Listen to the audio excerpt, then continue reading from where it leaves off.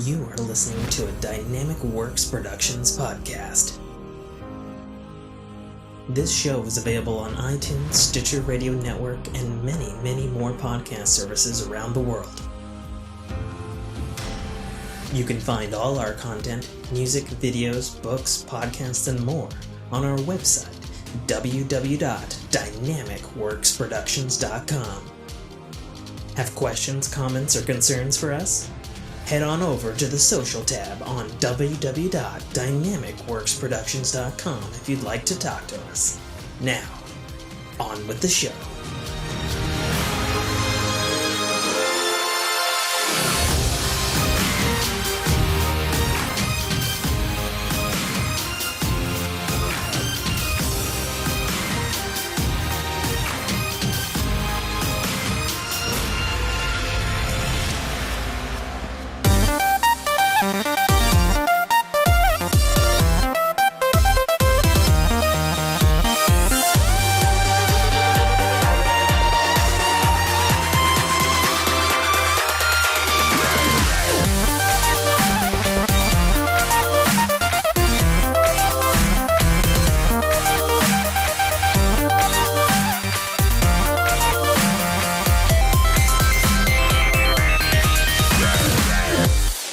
What's going on, everybody? Welcome back to another episode of the Fork in Your Ear podcast. I'm your host, as always, author, podcaster, and gamer, and streamer, and AI artist, and novelist, and husband, and I can't think of any other ands to and Sonic evening. fanboy. Sonic man boy? Fanboy. Is that what you just called me? The Sonic wonk. Sure. Might as well. This is me, Tim K. Trotter. Joining me, as always, in the lower than usual video camera-ness, although it looks fine on the Twitch. Mm-hmm. Better. The one, the only, the happy Nathu. Hello. All right. Well, we're back to our usual hijinks here at the Fork in Your Ear podcast. Probably, Indeed, with some things that were missed from last episode because there was a lot of ground to cover. This is the first show of 2023, isn't it? Nope, it is the second one because our Forkies was on like June 4th. Okay, well, let me put it this way: it's January the first 4th. It's the first Fork in Your Ear of 2023 since I've been back to work. How about that? Let's do that. There you go. Yes. Okay. Very good. Same. Oh yeah, that's right. You took your extended sabbatical as well. So that's a thing. Yeah, if you call it being forced to take time off, otherwise lose vacation pay. Sure. Yes. Yeah. All right, let's try to get it in arrangement here. The ring. All right. Fire's life stories, I believe. Let me double check. Yes, it is. DMing me again. Oh no, you announced. Okay. Yes. Fire life stories. Yes. We haven't Hello, posted anything life. in there. Not a whole lot's been going on life story wise. I mean, but a whole lot of life story has occurred. There was a Christmas. There was a New Year's. Yes, there was both of our sabbaticals. Mm-hmm. There was this 2023 shenanigans. I'm sure there's lots of stuff we could get into. What's been happening with you? Well, I am back at work, as we were talking about the forced sabbatical. Being capped out on vacation hours, which is a good problem to have because it means I never take any time off, and accrue at a pretty steady rate. So, yeah, it was. To say I was looking forward to going back to work after so much time off and kind of being stuck in the house with the family and breaking the routine would be an understatement. Hmm. It's kind of nice when you have something to do that's on a timer. Sure. Yeah, I get that. I had the different experience of it. So I felt like shit just kept happening on my on my 2-week sabbatical. Cuz my goals, which were they were very small goals, none of them happened. Oh, well, I mean, what kind of goals did you have over I the was going to vacation? play some video games, Oh, specifically the ones I purchased to play it's funny. during the break. Yeah, I didn't get to God of War Ragnarok. I didn't get to High on Life. I didn't get to Callisto Protocol. So those things did not happen For on shame, Tim. For my wife's shame. sabbatical. I had 2 emergency work calls that occurred, one a week, just right smack dab in the middle of the week, just to throw me off. Right? Went to the dentist. Um, did some things around the house that I'd been putting off.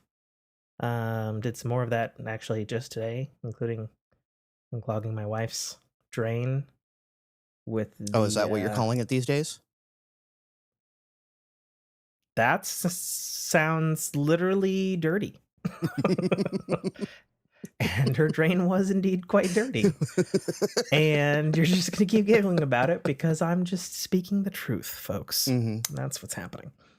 No, her drain's been clogged for a while now, and I told her to go get like some more Drano and a snake because apparently we don't have one. Hmm. And of course she missed it. But I went shopping with her today. So I was like, I'm on it,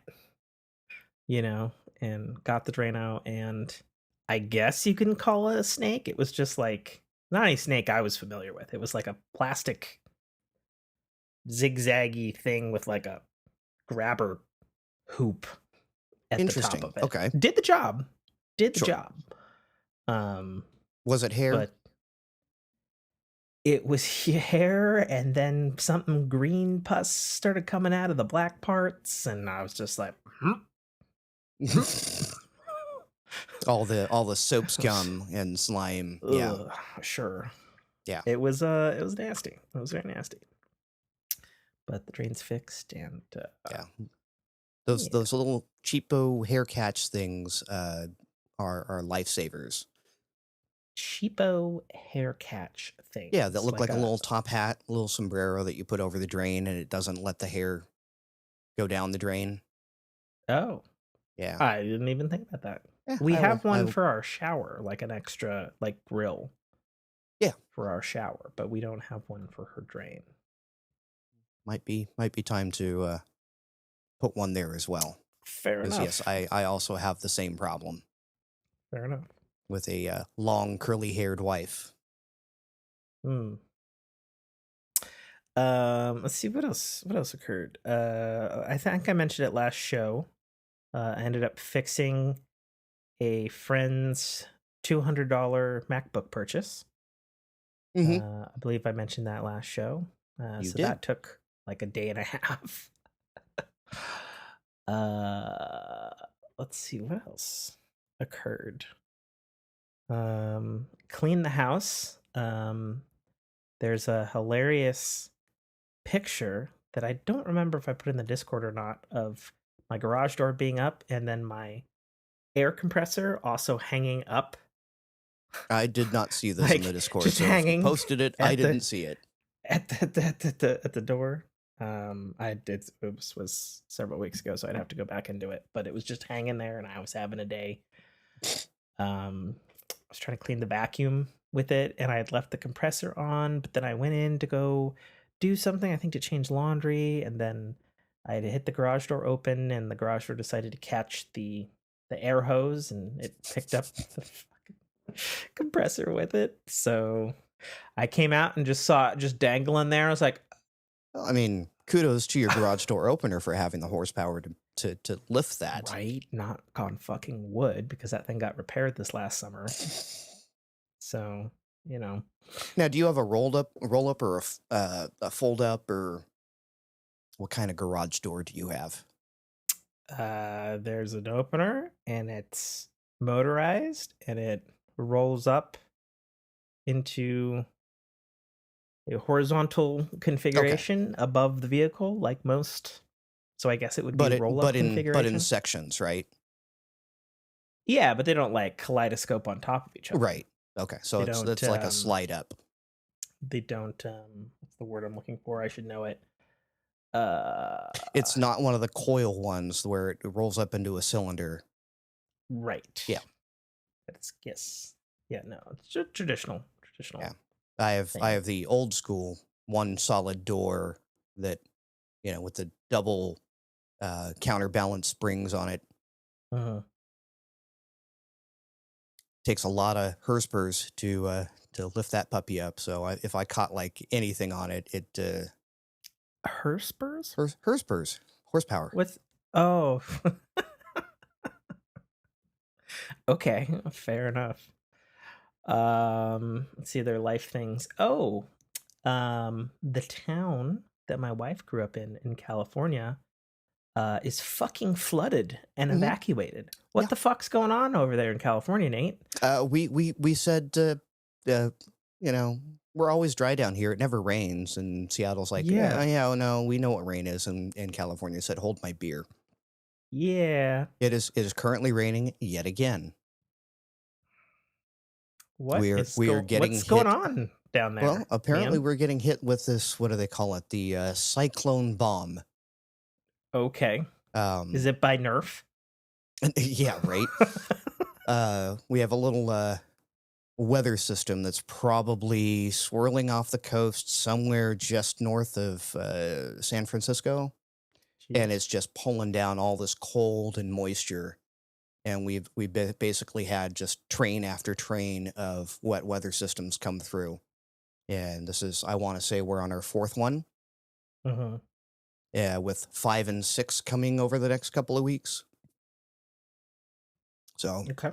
yeah, it's been very wet everywhere, to the point where towns are getting flooded and hillsides are becoming roads.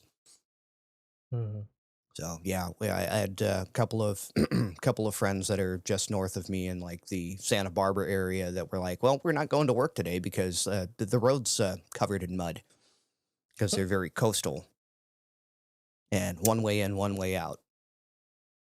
So No, so it we've had goes. pockets of flooding down where I am, but I mean, Okay. for the most part, it's been pretty good. We've had a couple of freeway shutdowns and tons of accidents because people don't know how to drive in the rain. And it's been Sure. like, it's legit rain down here. Yeah. Yeah. No, I've seen the pictures from my wife's hometown because her uncle and her grandfather lived down there and they had to evacuate. Hmm. I was like, "What?"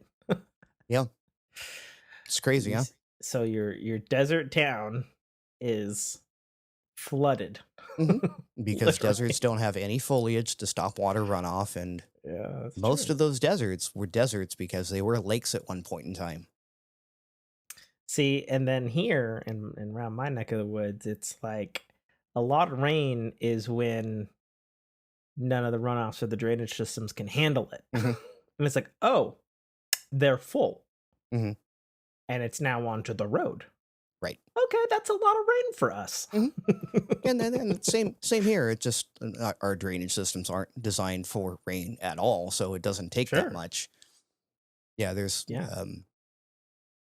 it's funny when I'm driving up certain roads and the water coming out of the drainage system onto the roadway is heavier than the water on the roadway.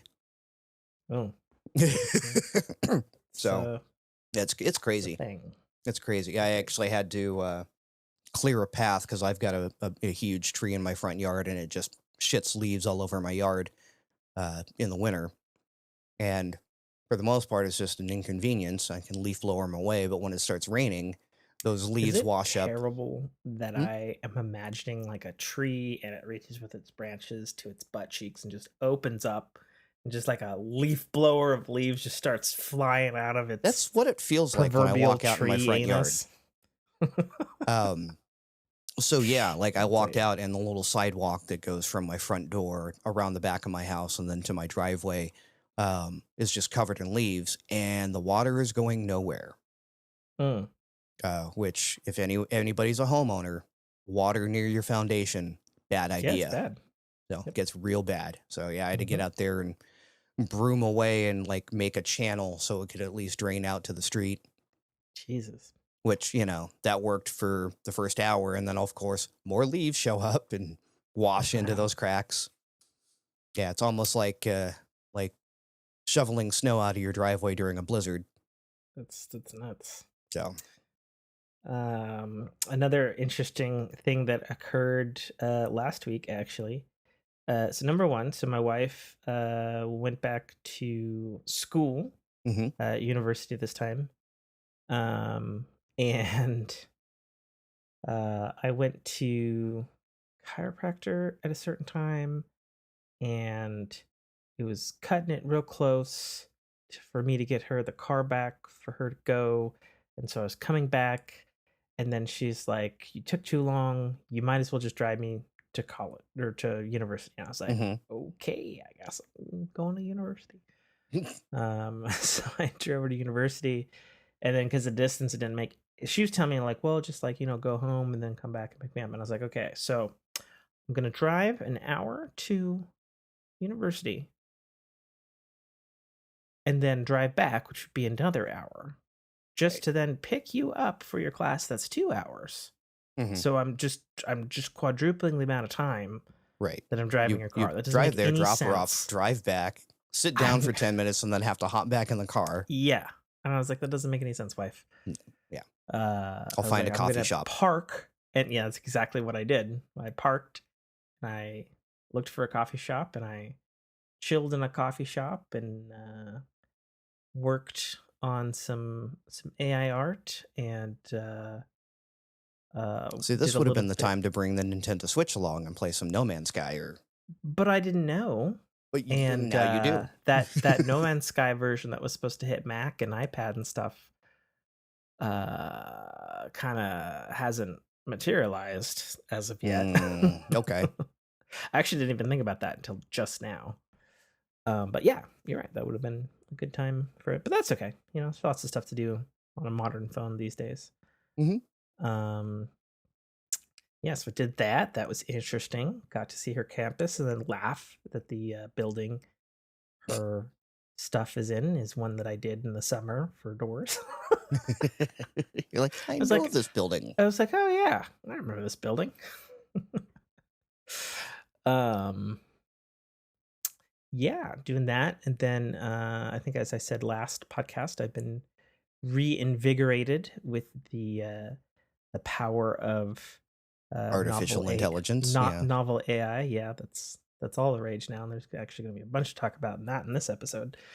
Um, and I've been training a model on my own works, and then hmm I've been writing a thing that started as a joke, actually, and then I don't know, I fell into it, and I'm probably going to post it to Fork um, when I do the next revision.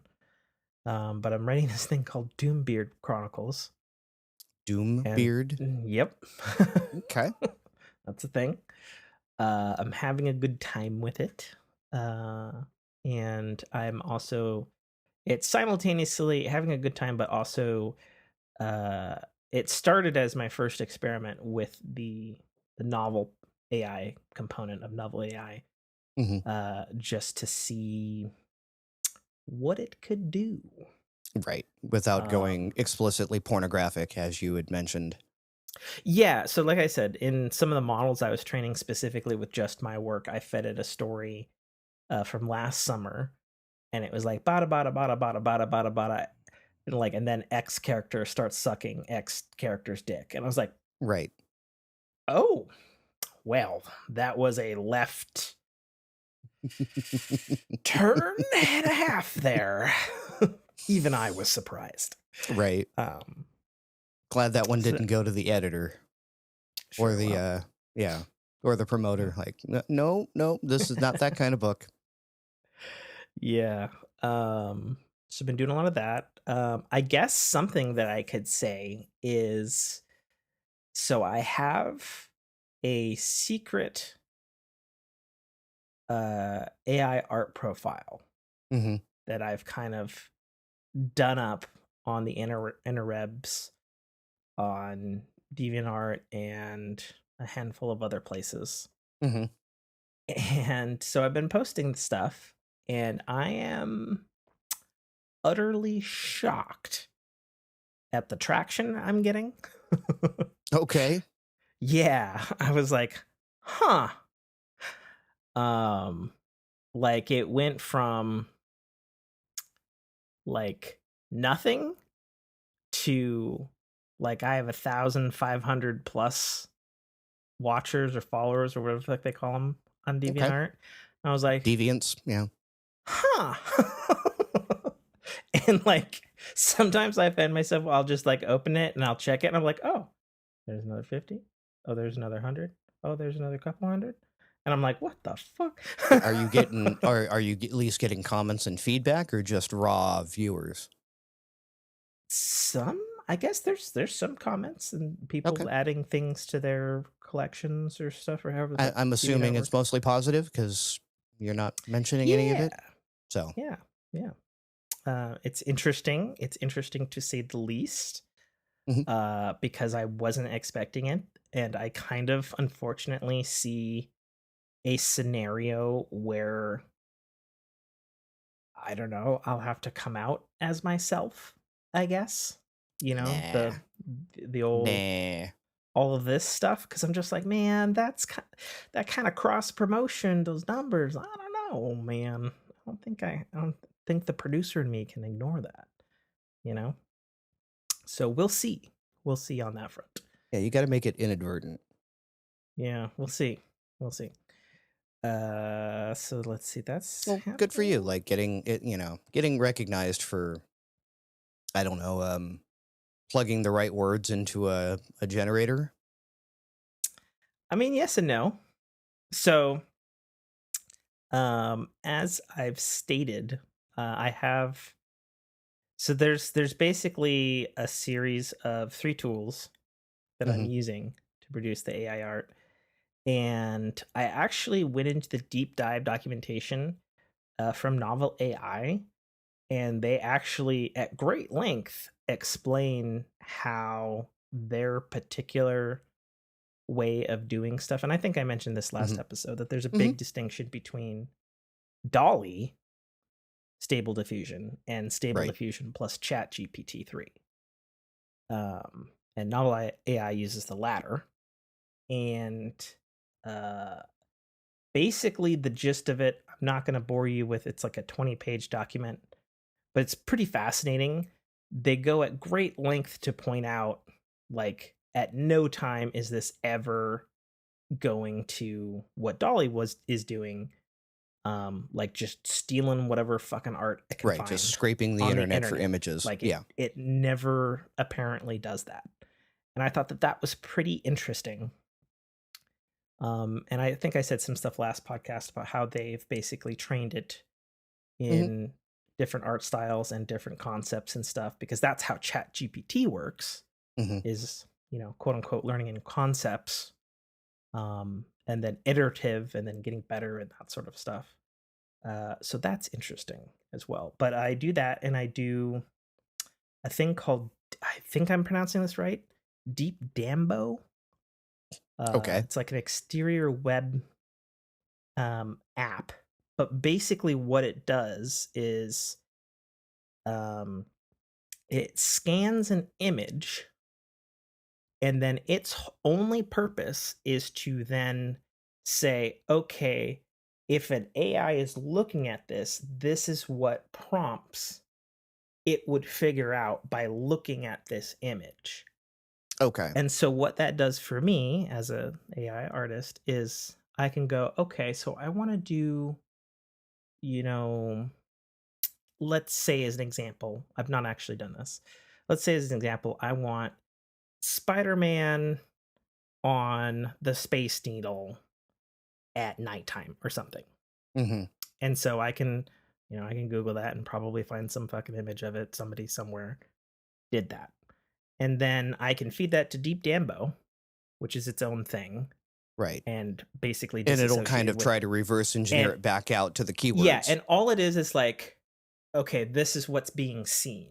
And I'm Right. like, I see okay. And so I Spider-Man can and the and so Space I can look Needle. at the keywords and I can go, okay, that's kind of what I'm going for. And so I Mm-hmm. could, if I wanted to, I could use that as a base and then feed those keywords into the Right. novel To AI image further refine. generation. Yeah. Well, no, not further refined. You're starting from scratch there. So it's Mm-hmm. only giving you the keywords of what the image is perceived as, Hmm. if that makes any sense. That does. So basically, it's like, I feel I'm reasonably crafty with being able to word things, which is why I think have apparently some sort of skill with this thing. Mm-hmm. And also the fact that I actually bothered to read the documentation. It's like, okay, you want to do a comma here, you want to do a forward slash here, you want to do a bracket here, and you can emphasize or de-emphasize certain things and stuff, and then Sure. descriptors and how you communicate to it Mm-hmm. is its own kind of thing, because it's not quite at the Boolean. Yeah. well, it's not at the level of what the Dolly and stable diffusion thing is, where you can be like cat sitting on a moon drinking a beer, Mm-hmm. and then it goes, oh, okay, and And it you get does a all the picture of thing, me. and So it yeah. yeah, with cat ears sitting on the moon drinking a beer.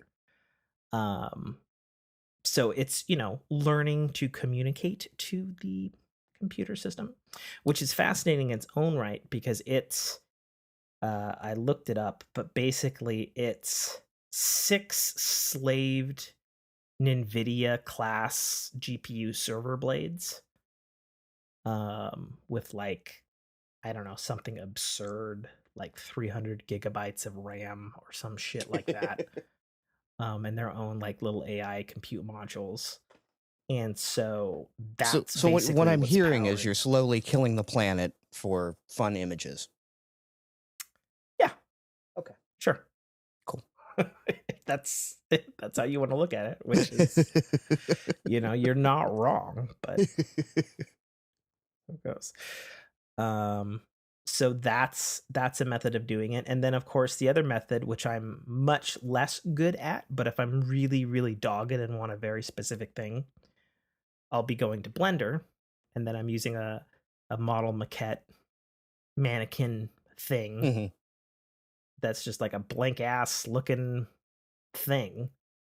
Right. But it's been freewared and designed so that it moves like a normal person would.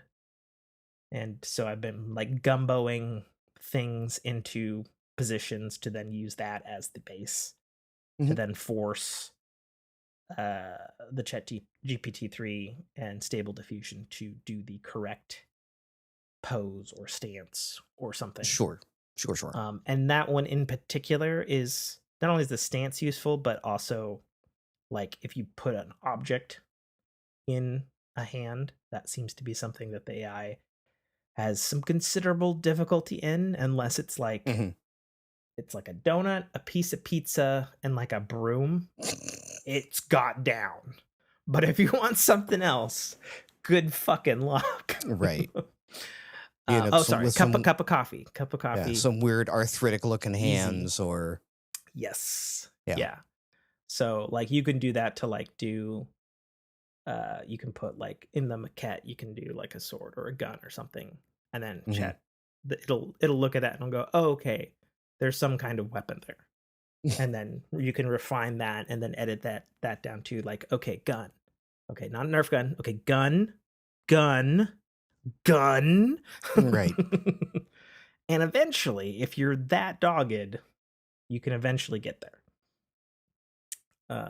So it's interesting stuff. I Yeah. haven't been playing around with it a ton this week because I've been back to work. But I just felt like sharing that is super exciting and super awesome. And I kind of love pretty much everything about it. And it's only going to get easier from here. And I've actually watched some timeline stuff of like what specifically novel AI was capable of, Sure. 2 years ago, and it's fucking stupid. It's fucking I'm just stupid the I leaps for and one am glad bounds. that it's kind of gotten those creative juices going again, or at least giving you an outlet for them, right? Well, and I think, Because like I again, said. like you had mentioned before, it's like there's a lot of times, uh, and by my own right, I used to do a lot of sketching, drawing, art. I'm not bad at it, from at least from what I'm told. The problem is I hit that creative block so Mm, often. Um, and then when the creative juices are flowing, it's like I don't have a proper medium in front of me to put it down. So it's yeah. just kind of I haven't flexed that muscle in so long that I don't even dare try to do it again. Yeah, and, and I've been looking at some of the other stuff and, things like Midjourney, which is free to use on Discord, Hmm. although extremely complicated to get going. I had actually investigated that a bit before I landed on Novel AI. Um, and then Midjourney too is using Dolly, so it's like, Hmm. yeah, it's gonna do cool shit, but your legality and Right. your Morality. moralness, Yeah. I guess, with it is pretty much out the window if you choose to do that. Hmm. Though I've seen some stuff. I saw some stuff where um just between last podcast and this podcast, I don't know specifically, but there was a manga artist who was specifically using AI art to do his next manga, and it's like an all official, you know, thing that's like licensed and people would pay for and stuff. Hmm. And it's like that's questionable and stuff since he's using Right. Midjourney. Um, but it's like, but he is or was a real artist beforehand and stuff. A lot of Doesn't it's a doesn't really change anything. interesting Yeah. it's a really interesting time, and I think uh definitely certain ones are way more moral than others when it comes to AI. And apparently, and I look at it this way too, having read all the documentation and all the videos and stuff on Novel AI and how its image generation shit works, you know, if they are to be if they are to be believed, Hmm. Novel AI seems like the one golden child that's going about it in the most altruistic way possible. Right. Whereas, others less so. Right. They So skirt the lines. Well, there isn't a rule for this yet, so sure. Right. And that's, exactly what the people are saying at OpenAI, right. who invented the damn thing. Hmm. Um, yeah, so that's trying to think anything else in life that I can think of. I don't think so. Yeah, and the only thing I like, again, now that I'm back at work and I don't know, I got this growly throat thing going today, so pardon Yeah, I in the mean, you're post not the only edit one. process. Um, My co-heterosexual life mate, Brock, is Big Pimpin' Brock, yeah, big pimpin' Brock. yeah, You have no idea how much he'd love that. yeah, Mister Booty Call Extraordinaire. Um, Yeah. but yeah, Wow. no, it's like I got back at work, and even after a week off, I expected to come in and have a little bit of a panic week, catching Mhm. up on stuff because there's a few things that we have irons in the fire at my job that are very specific hands Mhm. are either allowed or capable of touching. Um, so when I came back in on last Monday, I'm going, well, this is okay. It's going to be an absolute crap show. It's been Deadsville. Like I'm sitting there, Oh. dollar waiting on a dime, twiddling thumbs, um, spending a lot of time browsing my phone, Mm, and I getting see. paid excessively well to do so. Um, but There. yeah, that doesn't like I can just sitting around doing nothing. I can do that from home. Mhm. Doesn't inspire a lot of I don't know motivation when I Mm. finally get there. And then yeah, over the course of my shutdown, it was we took our little family vacation, and then the week we spent off. Same thing as you. It was like I finally got to some stuff around the house that needed to be done, especially in the cleaning department. We really had to go through and start clearing out old toys, old clothes. As the girls are getting bigger and bigger, um, and just start to get a handle on organizing a lot of that stuff. Yeah. So Okay. it was a productive week off, and we're still kind of slogging through it, and had to have a good sit down talk with the better half, and make some decisions on how we're going to, because a lot of reason things got out of hand was just laziness and negligence on both our parts, and like just stupid little things like that. The bottle of beer sitting on my desk. Mm. If I just walked 2 feet over and put it in the recycle bin, Sure. right, kind of Yeah, thing. I get that. I guess another thing that occurred was, and I might have mentioned it last podcast, but I built built a desk and a chair for the wife for Hmm. school. And then right before we did this podcast, I was like, "There's half a potato sitting on a plate. It's been there since Wednesday, Hmm. so would be great if That wasn't still there. it wasn't Yeah. still there when I come to bed at night." Right. So Yeah, it's little silly things like that that, one time, when it occurs one time, it's not a big deal. When it keeps happening, and then suddenly it gets so overwhelming, and it's like, now I got to light a match and burn the house down. sure, Right. yeah. I guess other life things. I'll talk about it briefly, but basically, the wife got royally fucked at work.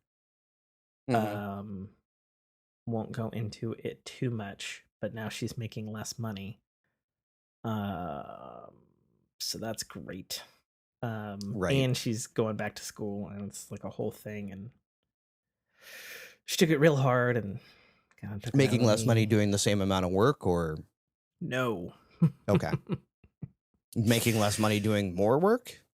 uh, doing a position that she's overqualified for.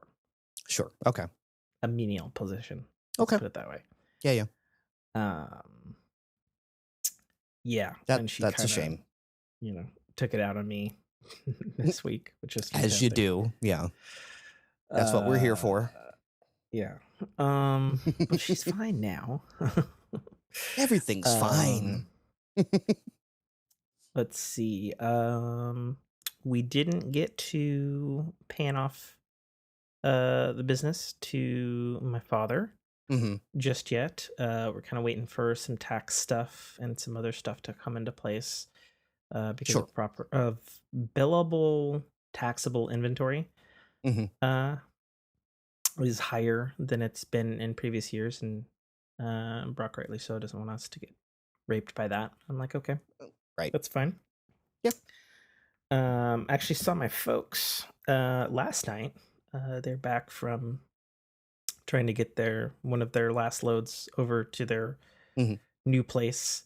Um, Mom had, and this could probably rightly go into tech, but whatever. Uh, she had won an iPad Pro.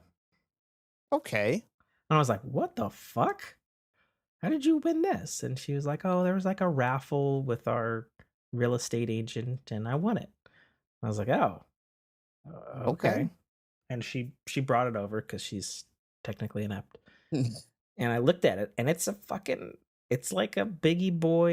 It's the full size iPad Pro, the M2 iPad Pro. So Oh, it's so you 2022 were model. So it's a brand little new. And jealous. Yeah. I was like, what the fuck? My mom's gonna use this to play solitaire Right. and You're email like me at you're like 3 I in the could put morning. this in my little carriage over my bed and be big boy gaming on it. Well, but then I had to like walk her through like the modern shit. I was like, okay, so she's like, where's the home button? I was like, it doesn't have one. She's like, well, how do I open it? I was like, it's gonna look at your face. Right. And she's like, I don't know if I like that. I was like, okay, but it's That's gonna that's happen, how so it it's works, fine. Mom. Sorry.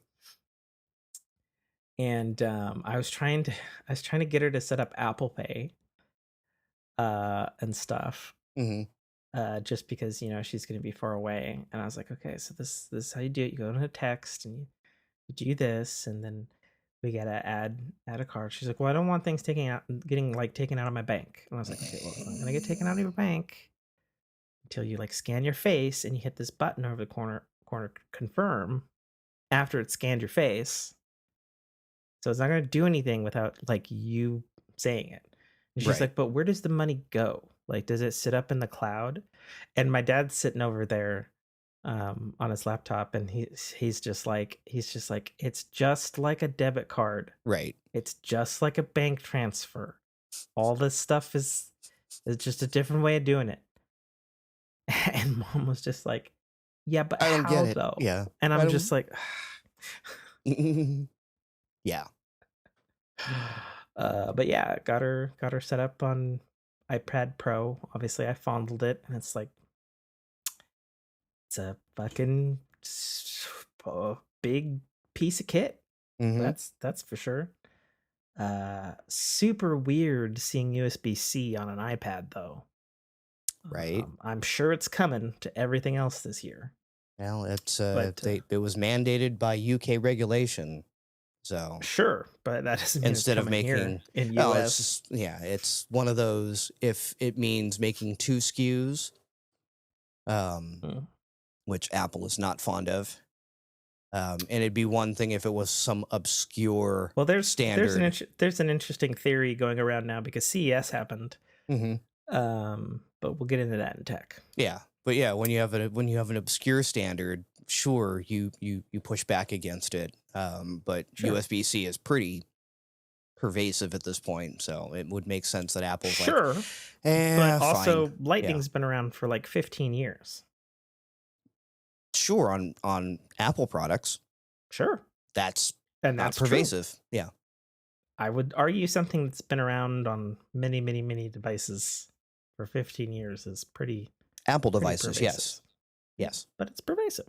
Mhm. Anyways, all right, let's spin this ring. Unless you had more. Yeah, I'm good. Don't want to cut your beard fuzz off or something. All right, here we go. Yeah, I know. I need to shave. I can't read it. Water? It's like water. Entertainment. It's technically on air. Okay. Well, air would be tech. Yes, Yeah. or Perfect. no, that's Earth. Video games. Oh, it's video games? Yeah. Okay. What you been not playing, Tim? Well, I did actually get to start God of War Ragnarok this week. Mm-hmm. So I've played approximately like 3 hours of it. Okay. My thoughts are that the graphics are better, which of course they should fucking be. Yeah. I do concur that there seems to be a particular extra bit of magic with Christopher Judge's performance of Kratos. Mm-hmm. Even immediately in the game. Like right off the bat. It's like it was really good before, and as I previously stated, I did complete God of War 2018 New Game Plus mode prior to playing this, so it was all up and up, refreshed and stuff, and he had a lovely performance of that. But there seems to be just like a particular, like, I don't know, there's like an extra chutzpah to his performance in this game. He's I'm like, matured. Oh, I see why he got it. I see why he got it.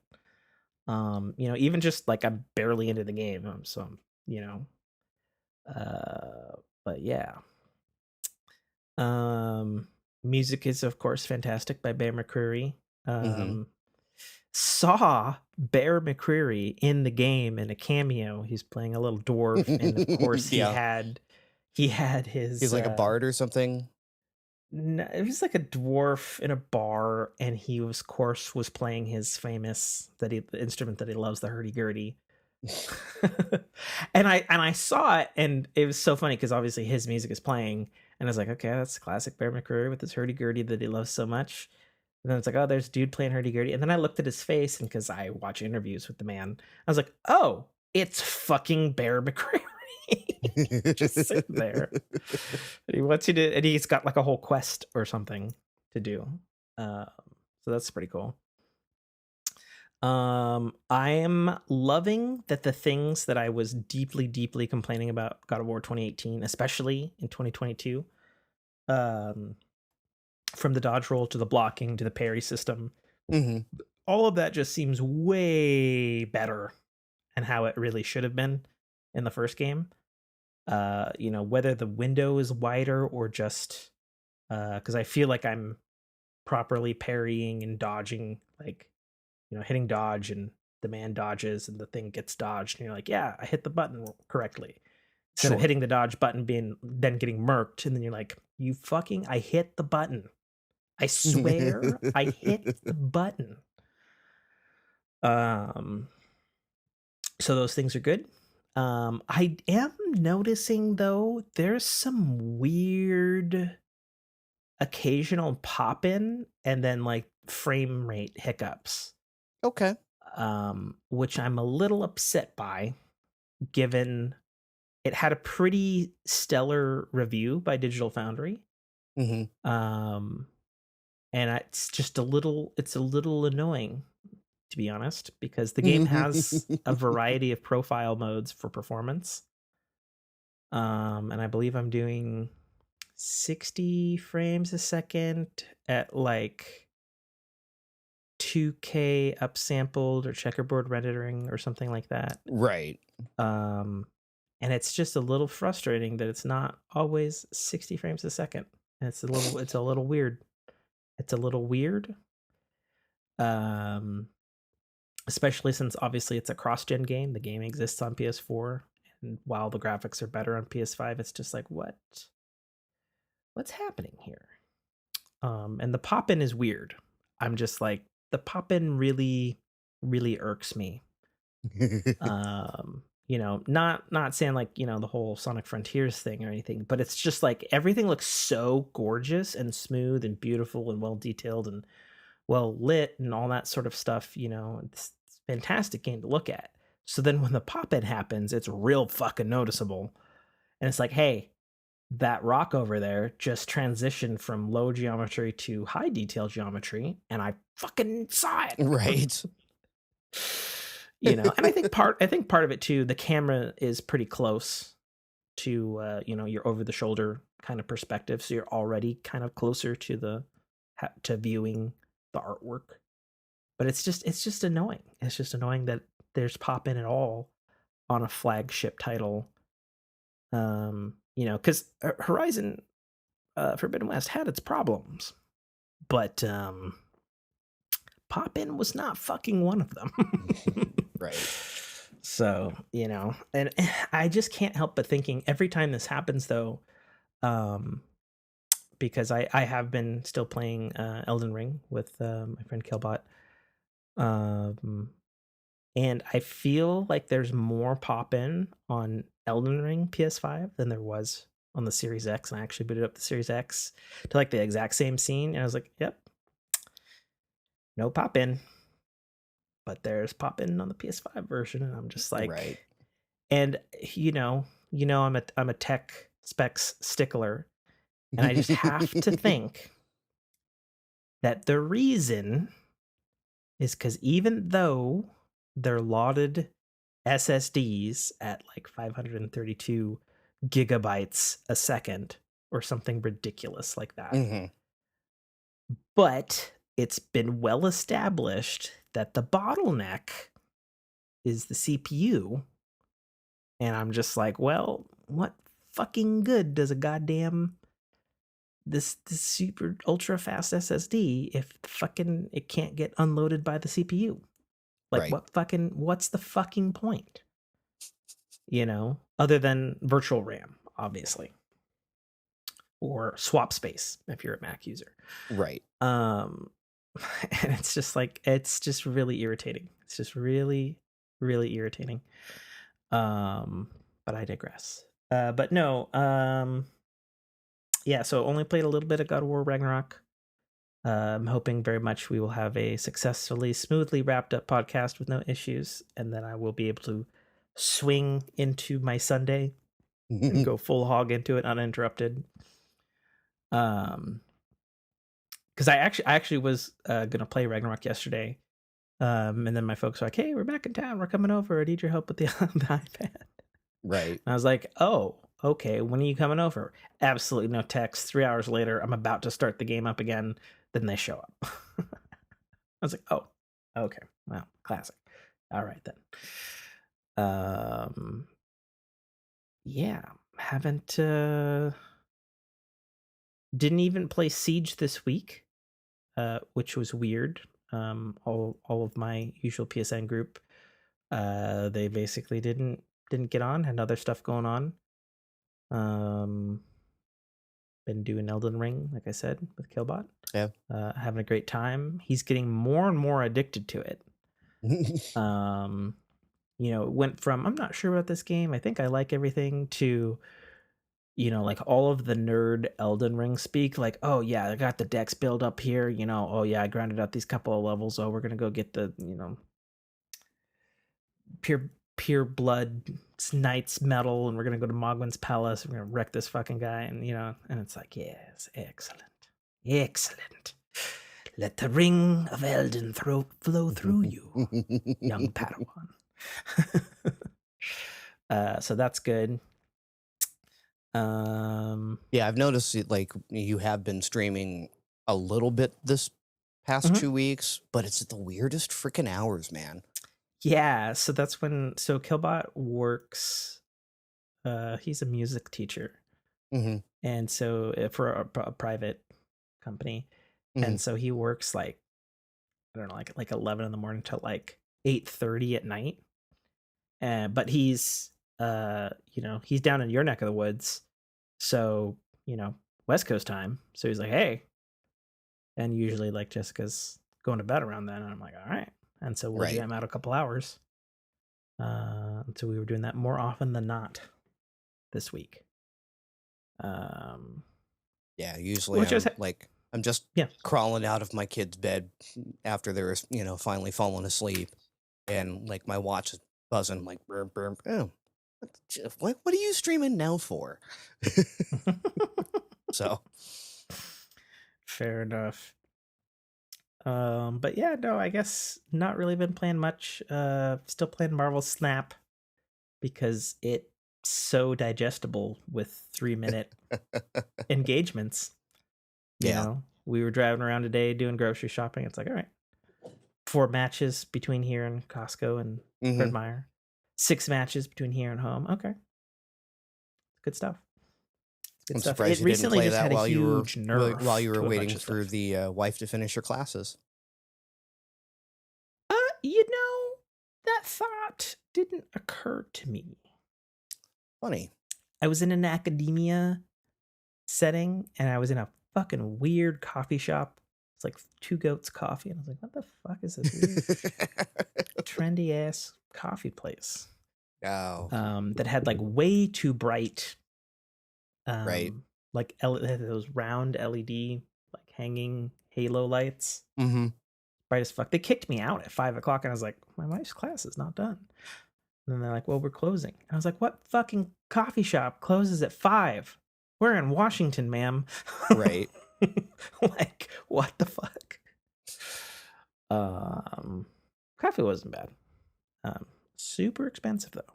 Of course it is, because it's Seattle coffee. Good Yeah. coffee, you're gonna pay for it. Yeah, but it's like, I mean, it wasn't that good. Okay. Okay. It wasn't worth the price of admission. I just got it because I was there and I didn't want to be out of place in a coffee shop without coffee, you know? All these fucking young kids and their Hippity university hoppity stuff. and they're okay. Get off my lawn. Yeah, pretty much. Um, Yeah, yeah, I I actually don't have did a some lot to say on gaming. games. I did some gaming the last 2 weeks. Oh yeah, Lego Star Wars: The Skywalker Saga, or that's whatever the it new is, the one. new That's one. controversial for people. Mm-hmm.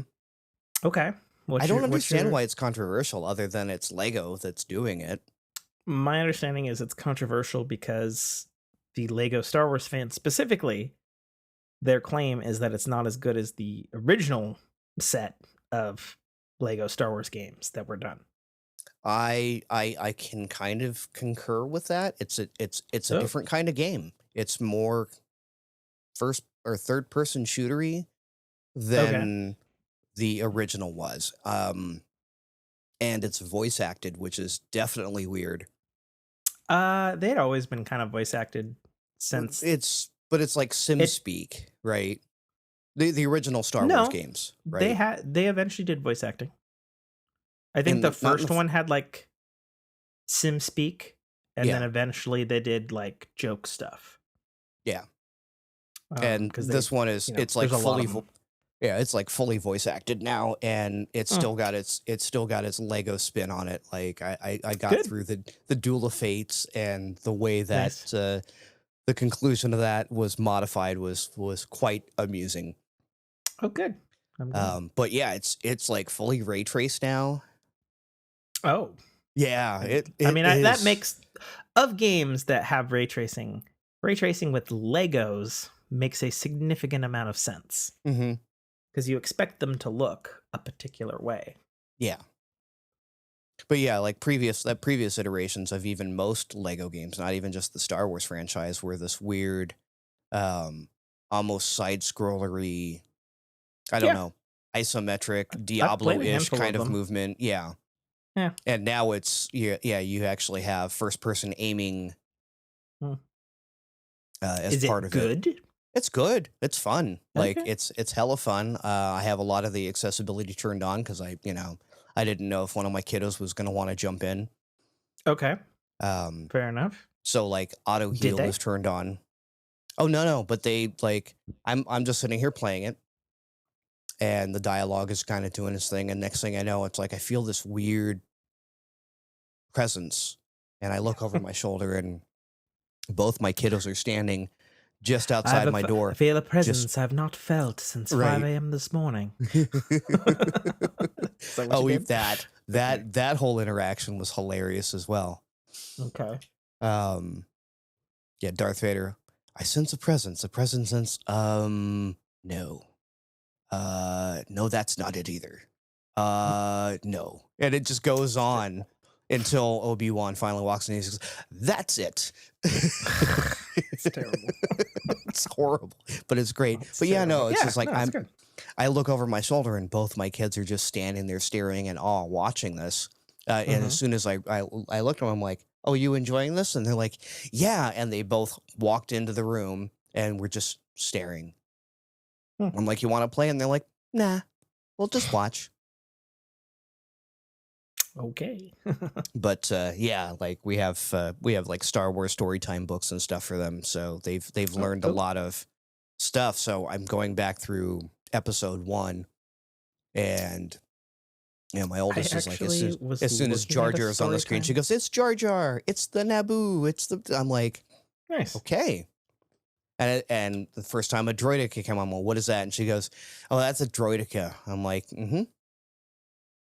Good kid. Nice. Good. Nice. Good. Excellent. When we were at Fred Meyer's earlier today, I was actually looking at like a 5-minute story time book for Marvel. Mm-hmm. I was just thumbing through it because she was looking at some of the romance novel section. And I was like looking through it and I was like, oh, these stories are kind of cool. And I flipped to a page and there's like some story between like Rhodey and Captain Marvel. And like the fucking art for Captain Marvel was like the most sexualized art of Captain Marvel I've ever fucking seen. And like she's traditionally not like a overly sexualized character in the Sure. comics. And I was like, I looked at it and then I closed the thing. I looked at the cover again to make sure I was still looking at the right book. And I was like, this is no 5-minute story time for children. I was like, that's weird. Right. That's weird. I have a couple. I have one. It's Night Night Groot instead of Good Oh Night yeah, Moon, but it's that's Night Night awesome. Groot. It's That's fun. amazing. That sounds adorable.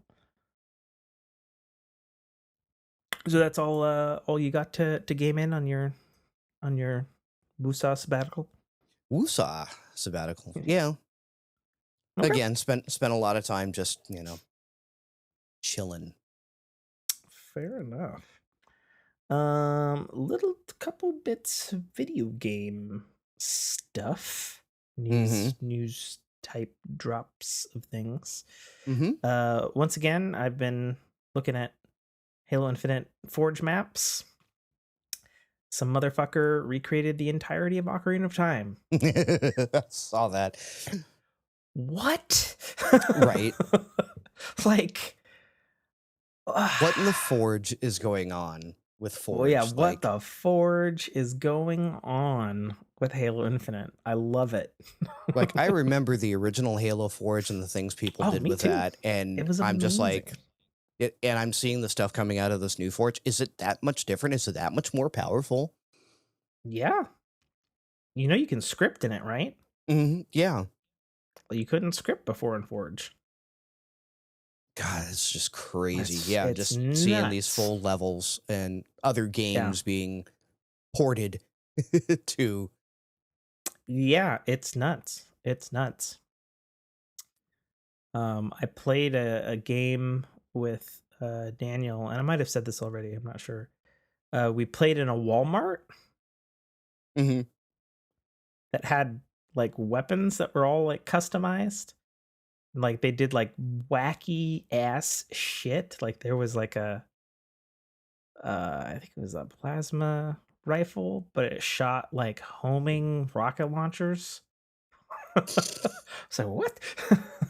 In a Walmart. but like but the Walmart was hilariously detailed. Like there was stuff on shelves. They had like billboards about space burgers and like Now, the stuff on the Spartan shelves, was it juice. individually rendered or was it just like Yeah, billboarded? Like no, it you could was knock cans off the. it was put well. I wouldn't say they were physics enabled, but there were Okay. all objects on a shelf. Um, I would imagine, given that it is still Forge, physics objects are limited. But I saw a video the other day. Someone made a map on a moving train. Hmm. And I'm like, but how? Right. Maps don't move in Halo. What are you doing? But I It's love it. crazy. Like Yeah, it's absolutely every other crazy. day, there's just nutter butter stuff coming from the community. I love it. You can probably pull up this post too, so you can comment on it on the official Xbox 360 prototypes from Yeah, 2003 to 2005 I did were look at that when you officially posted it, and I'm like, revealed. Super cool. very cool. Yeah, you can see the inspiration that the when I pull up the web page, the very first one on the header on the far left. Mm-hmm. What Mm-hmm. the is that monstrosity? I think that was the one that was the closest to the original Xbox, just by the shape of it. No, That's what I got from really? that. Mm-hmm. I guess to Got the it's got original a Xbox. slide out disk drive on the left. You've got the 4 controller ports on the right. Although I think they were across the board there. You got the slots for the memory cards. Mm-hmm. It's kind of like a roundy box. Kinda, It's yeah. I like the far yeah. right one. Yeah, I mean that's That basically looks apart from the basically ports. like, yeah.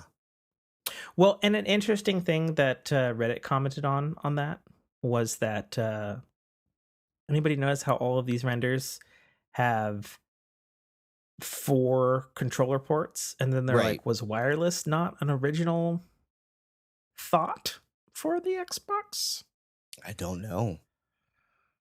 Yeah, makes me almost wonder if wireless wasn't, and then somebody was like, well, but if we put a wireless module in, we can ditch all of the USB ports or whatever they were using, and then Right. we don't have to manufacture those ports. And they're like, ooh, cost cutting. I like where you're at, Right. you know? But leave at least 2 for the diehards that need to be hardwired. Even though Yeah, wasn't there yeah. technically like 4, just 2 of them were in the back? Uh, I don't know. I don't have my 360 around anymore to. I don't know, because the one I remember the most is the one that I still have hooked up, which is the Halo 4 Elite Legendary console, and it has Sure. 4 USBs in the back. Mm-hmm. But that was also, by that time, they had added you could put external hard drives in, Right. whereas in the beginning you couldn't do that. Yeah, I could The have only sworn that thing you had the 2 external in the that was a front hard and like drive, 2 in the back. maybe Yeah, not 4, but yeah. 2 in the front for sure. Mm-hmm. Maybe 1 in the back at least. I could have sworn it was 2. Because But the yeah. thing that I'm trying to remember, because remember the original 360 didn't have they didn't have Wi-Fi, right? Right. You had to get the little pop-on, clipped on the back dongle with full-blown ass antenna. And I don't remember if it hooked in. Obviously, it hooked into the Ethernet port, but I don't know if it hooked also into the USB port. You know, like I don't remember. I don't know. I guess we could probably Google Xbox 360 wireless adapter or receiver adapter. Yeah, I believe Yeah, USB. Yep. So there's at least one port in the back for sure. Fuck, this is gonna drive me crazy. All right, Xbox 360 original. I guess do that. We'll just look at images. There's got to be images at the back. Yeah, I'm trying to. I'm on the wiki to see if there's at least a spec sheet. Okay, so the original back had the power supply, the AV cable, one USB port. Okay. And the Ethernet port. And the front had 2 USB ports, infrared, and 2 memory card slots. Okay. That's it. So 3 total. Yes. Okay. Later boosted to 4 in the back, 2 in the front. So, yeah. Okay. All right. Well, there we go. You posted something. Yes. What is it? What is what? Tell me what it is, Stadia Ban. So former Stadia Stan. Stadia Stan here. When they shut off Stadia, a lot of people were actually ditching these controllers, which, as previously stated, are actually pretty well made. Yeah, you've said before they're amazingly made. Yeah, because the only way to use one of these was either hardwired in to your PC or wirelessly to your Wi-Fi synced to your Stadia dongle. Right. I remember that for the latency. Right? That's it. So it was effectively useless as any other sort of wireless controller.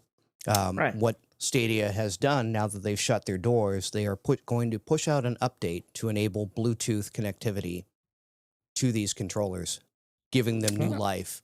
That's so yeah, nice this will now be my mobile go-to kit. Yeah. Right? Because again, it's a good solid. It's a lot smaller than I would say a 360 controller. Okay. So it pockets a lot nicer. Sure. And it breathes life back into dead hardware at that point, which kudos to Google for clapping hands with that. Good job. Kudos to Google for something they're like, yeah, we gave you the money back, and which I actually got mine back the other day. I was like, oh, hey, deposit of $300 in your account. I'm like, sweet. I must say that is awfully good stand-upness of Google to do that, because they didn't have to. One to absolutely to refund everything you've spent on it, and then 2 now to say, that hardware, we're gonna let you keep it for free and make it useful for other stuff. Yeah, I mean, but that's also a very Google attitude too. So fair enough. That's cool. So yeah, I'm looking forward to them pushing out that update, and so I can see how it works on my book phone. Nice. Because yeah, I've been keeping around a 360 controller, and those things just get kind of bulky. Sure. And they also get worn because Hmm. they're worn. So I've been paying a lot of attention to the developer updates, which have been coming fast and swift for um, WB and Portkey Games Hogwarts Legacy, the Hmm. Harry Potter game 1300 years before Harry Potter. I gotta say, it looks like they got a lot of stuff, a lot of interesting stuff going on with this game that's been in Sure. development for like 7 years. Seems like they've thought of every conceivable detail one would want in a Harry Potter universe fantasy Right. fulfillment type video game. Hmm. Now, whether or not it's going to play any good is obviously entirely up for debate until people get their hands on it. But they certainly are going with the everything in the kitchen sink 2 approach, Hmm. which seems pretty nice. I watched a gameplay reel of it where they were showing that you have like an infinite expandable bag that opens into this yard and you can like collect all the different creatures and shit from the movies and of course the Fantastic Beasts franchise, and that serves as like basically multiple different game purposes, but also like it's its own game into itself Right. where you can like have them and breed them and farm them and shit. But then you can also like build stuff in there too. And it was like this like Harry Potter Animal Crossing shit, like inside of like the main game. And I was like, oh my God, people are gonna go fucking nuts for that shit, even if it's half good, Right. you know. But they also revealed some famous voice actors and characters for the cast. Apparently, the biggest one of them being Simon Pegg Mm. is going to be playing the headmaster in this game, who is whose last name is Black. So he's of the Black family Hmm. from the Sirius Black Right. Harry Potter thing. They had an interview with him. He was very excited to do it. He said that the headmaster is basically just a dick. And And Simon Pegg can pull serves that to off. just Yeah. get in the way of the player. I'm like, okay, Simon Pegg being a pain in the butt. Yeah.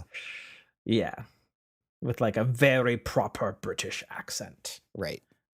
His portrayal of Scotty and the Oh yeah, what that's is the fantastic. Kelvin? Yep, nope, Uh, you got it right. yeah, That's the right one. The Kelvin timeline.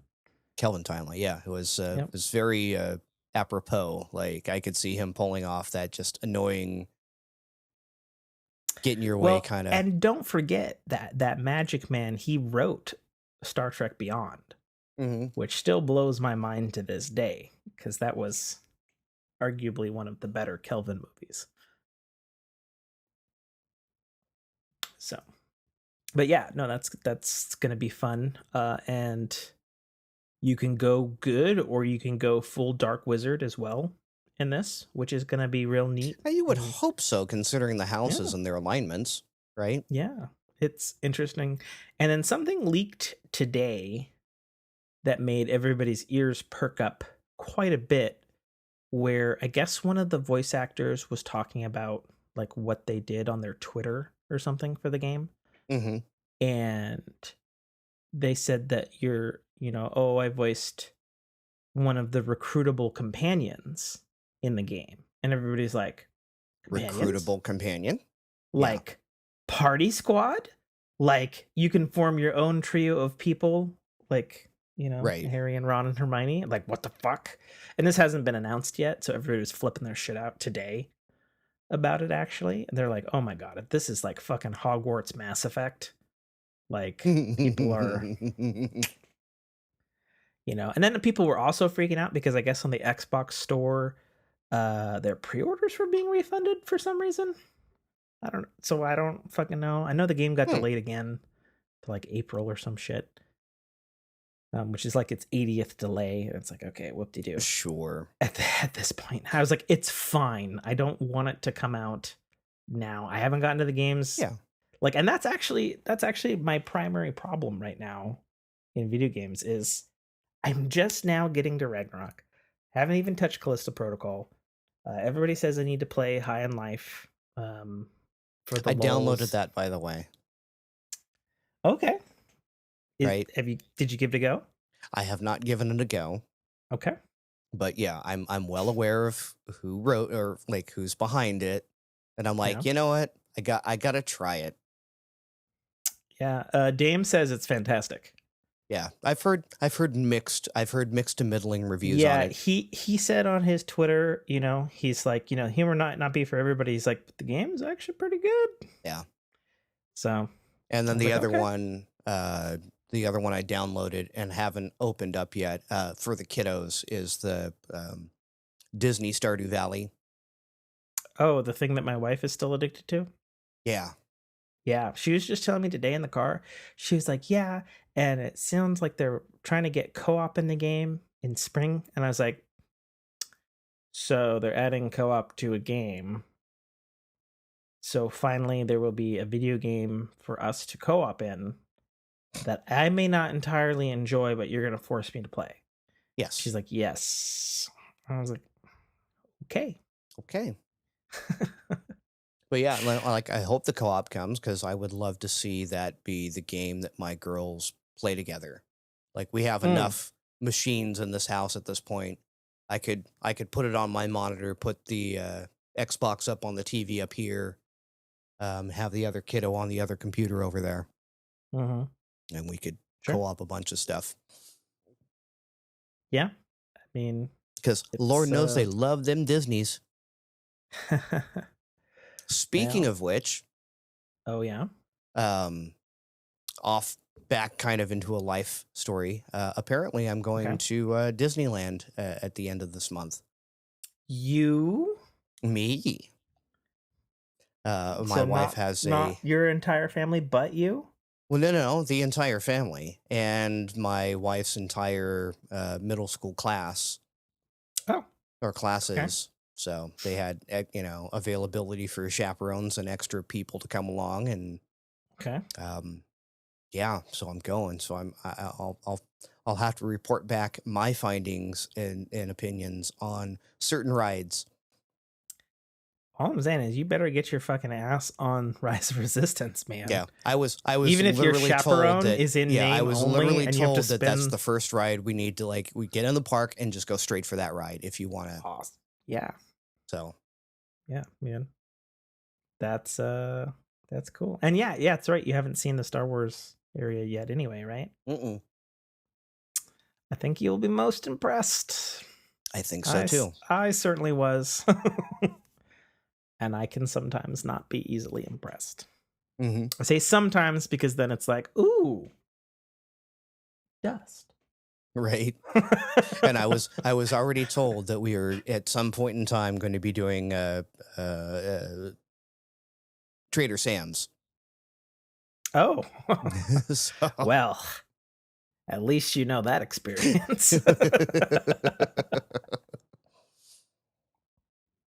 So there you go. Well, that's awesome. I'm excited. I'm excited for you to experience that and for us to converse about it. Yeah, Hogwarts Legacy. Cool shit. Seems like they're just keep peeling back onions. Seems like that's gonna be really quite, assuming the game is actually fun, seems like they put a lot of heart and effort into this game. Sure. So, good stuff. Whatever controversies with J.K. Rowling you have aside. Sure. Right. I guess. There are people that are boycotting the game just on that basis alone. And it's like, okay, I won't tell you to play it. I won't tell you not to. Sure. It looks like it's going to be a fun game. Everybody has the ability to vote with their wallet. Right. So, I mean, I would just argue, I wouldn't vote with your wallet in a way that hurts the work of individuals who've been working on something that Correct. is really unrelated for Correct. almost a decade. Mhm. That just seems short-sighted as a consumer. Just Right. saying. Yep. Um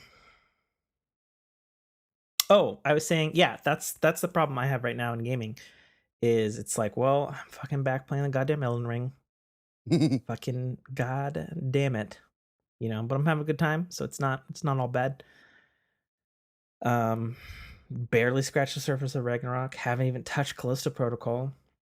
Fucking Monster Hunter Rise is out next Friday. I'm like, fuck. My friends want me to get it and play it with them. Because Yeah, I have been that'll be a waiting hard for it. pass for me. I have been waiting for it to come to other consoles because everybody's like, we love Monster Hunter. We don't have a Switch. Mhm. And it's like, okay, well, we'll have to wait for when it inevitably comes out, which it did or will. And then right after that is fucking the Dead Space remake, which I am morally obligated to be there on day one. Um, I don't think I'm gonna get it on day one though, just because I haven't gotten to Callisto Protocol. And in my Sure. mind, I'm like, I want to play Callisto Protocol because it's from the guys Right. before I see what a reinterpretation of something I hold dear by a new crew that I've been observing. They've got a lot of stuff. They published their launch trailer the other day. Mhm. I was like, man, it looks so fucking good. You know? But yeah, if you're not going to actively play it, there's no reason to jump on, Sure. unless there's some sort of pre-order bonuses, which Which they're not doing. right. Like Yay. they're not doing any Actually, of the shit that yay. happened with the first game, which is hilarious for a number of reasons. Yeah, I've been Uh growing more and more annoyed with pre-order bonuses as a hook. yep, for sure. So, But it's not just Dead Space because then right after that, I mean, we're gonna have the Destiny expansion soon. mhm. You know, um, and it's got Tron, so I'm obligated to show up for that. I just hope it's good. Right. And then pretty much right after that, the 2023 game of the year comes out like a fucking nuclear bomb. You know what I'm talking about, Nate? What Sonic game is it? No, no. But it is from an old gaming company. Oh, okay. The Legend of Zelda Tears of the Kingdom. Oh, right. Yeah, that's gonna nobody wants to be out in March. Sorry. It's a bad time to release a game. I mean, on Switch, sure. No, because this was the joke that happened with both Horizon games.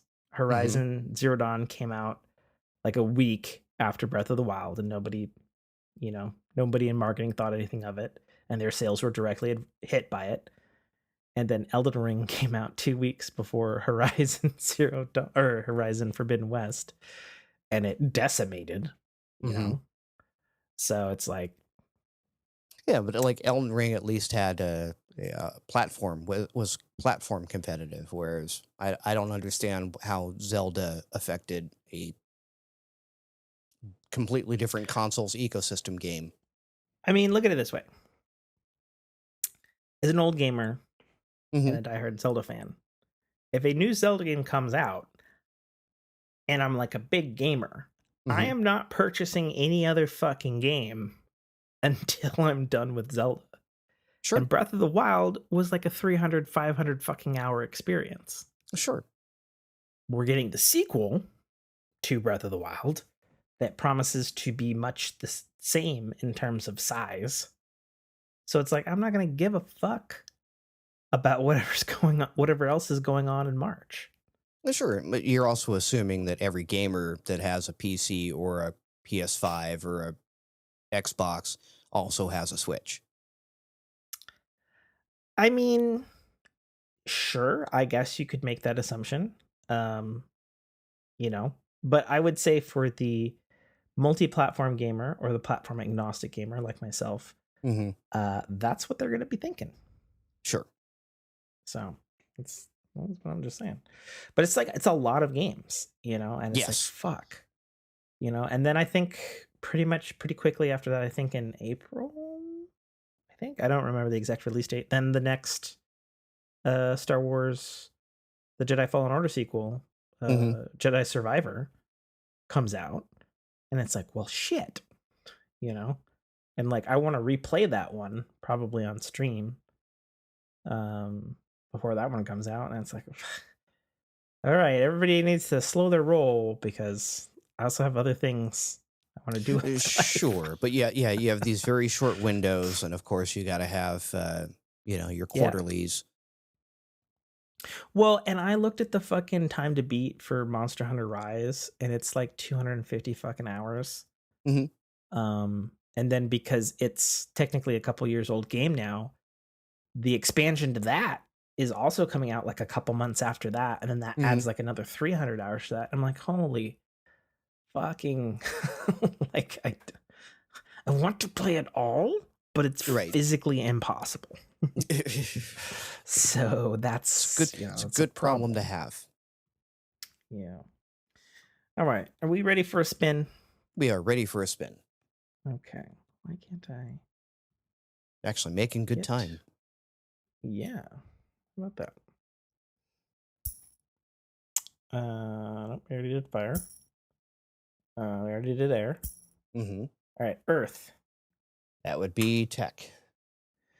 Oh, technology. Hmm. Your new Sony car that can play PS5 game. What the heck was that? Oh, we'll get into it. Um, I'm scrolling back up. Probably 3 starting with nanometer the Apple chips. thing. Yep. Yeah. Apple is likely to be the only device maker with actually 3 nanometer chips. I Hmm. say actually because there's some bullshit going on in the CPU production industry where companies are claiming 3 nanometer, and it's a fucking lie. Right. So that's a thing that's happening. I don't think it surprises anybody particularly since Apple, and more specifically TSMC, who's making the chips for Apple, has been leading the charge in the nanometer Sure. reduction front. And 3 nanometer is a big one, Hmm. jumping from or from 5 to 4 to 3. Because 3 nanometer means there will be only one more jump to 2 nanometer Hmm. before Moore's law cannot Hmm. be broken. So that's going to be interesting when we get there. Right. Obviously, we have some more years before 2 nanometer, but it's a coming. Yeah. Then we've got to start thinking different mediums altogether at that point. Mm-hmm. I mean, I think you'll see like everything else that it'll be much like how Apple scaled up their mobile chips for desktop, Hmm. where they just throw cores at it Sure. all days, and then the wafer just gets big. Hmm. Um, I imagine there's probably a size limit to that when it comes to Right. the mobile device area of that, but it's gonna be a big thing. Um, Moving on. I saw this cool thing on Wired where there's these like AI adjusting driven shoes that have like wheels and motors and shit on them, and they're Right. like They're like kind of powered like roller skates. they're like powered skates, but their wheel configuration is in such a way as to be able to like go over rocks and puddles and cracks and stuff effortlessly. Hmm. I watched the video on it, and they like Velcro strap over your regular shoes. Right.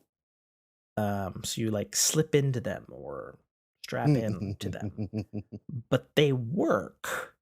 Um, they're not quite out in the public purchasable phase yet, but they're getting real Right. there. They've made like 50 prototypes and stuff, and they've been iterating on it for like 4 years. Interestingly, a tech place out of Philadelphia, which is not usually a place you hear about Philadelphia without Sure. talking about Danny DeVito. Uh, Or Rocky, yeah. yeah. Hey, I but actually already. it's a mobility thing that you look at urban centers Mhm. where driving isn't always your best option. Hey, here you go, like Yeah, another way of. their whole goal was they wanted to reduce foot traffic time by Hmm. like 30% or something like that. Sure. And Like I was like, that's I know a bunch of people that live up in the Bay Area that have basically abandoned their cars for these, for the motorized scooters. And they're just like, oh it's yeah. every bit as it's, if not more efficient Hmm. than driving. I don't have to worry about parking. I don't have to worry about renting a Yeah, space at work. I can, travel in and out. And when I get there, fold it up. And yeah. so, yeah. So in instances like that, like where I'm at, no, that's not going to help anyone for the most Hmm. part. Same with you. We're a little more uh, urban sprawl.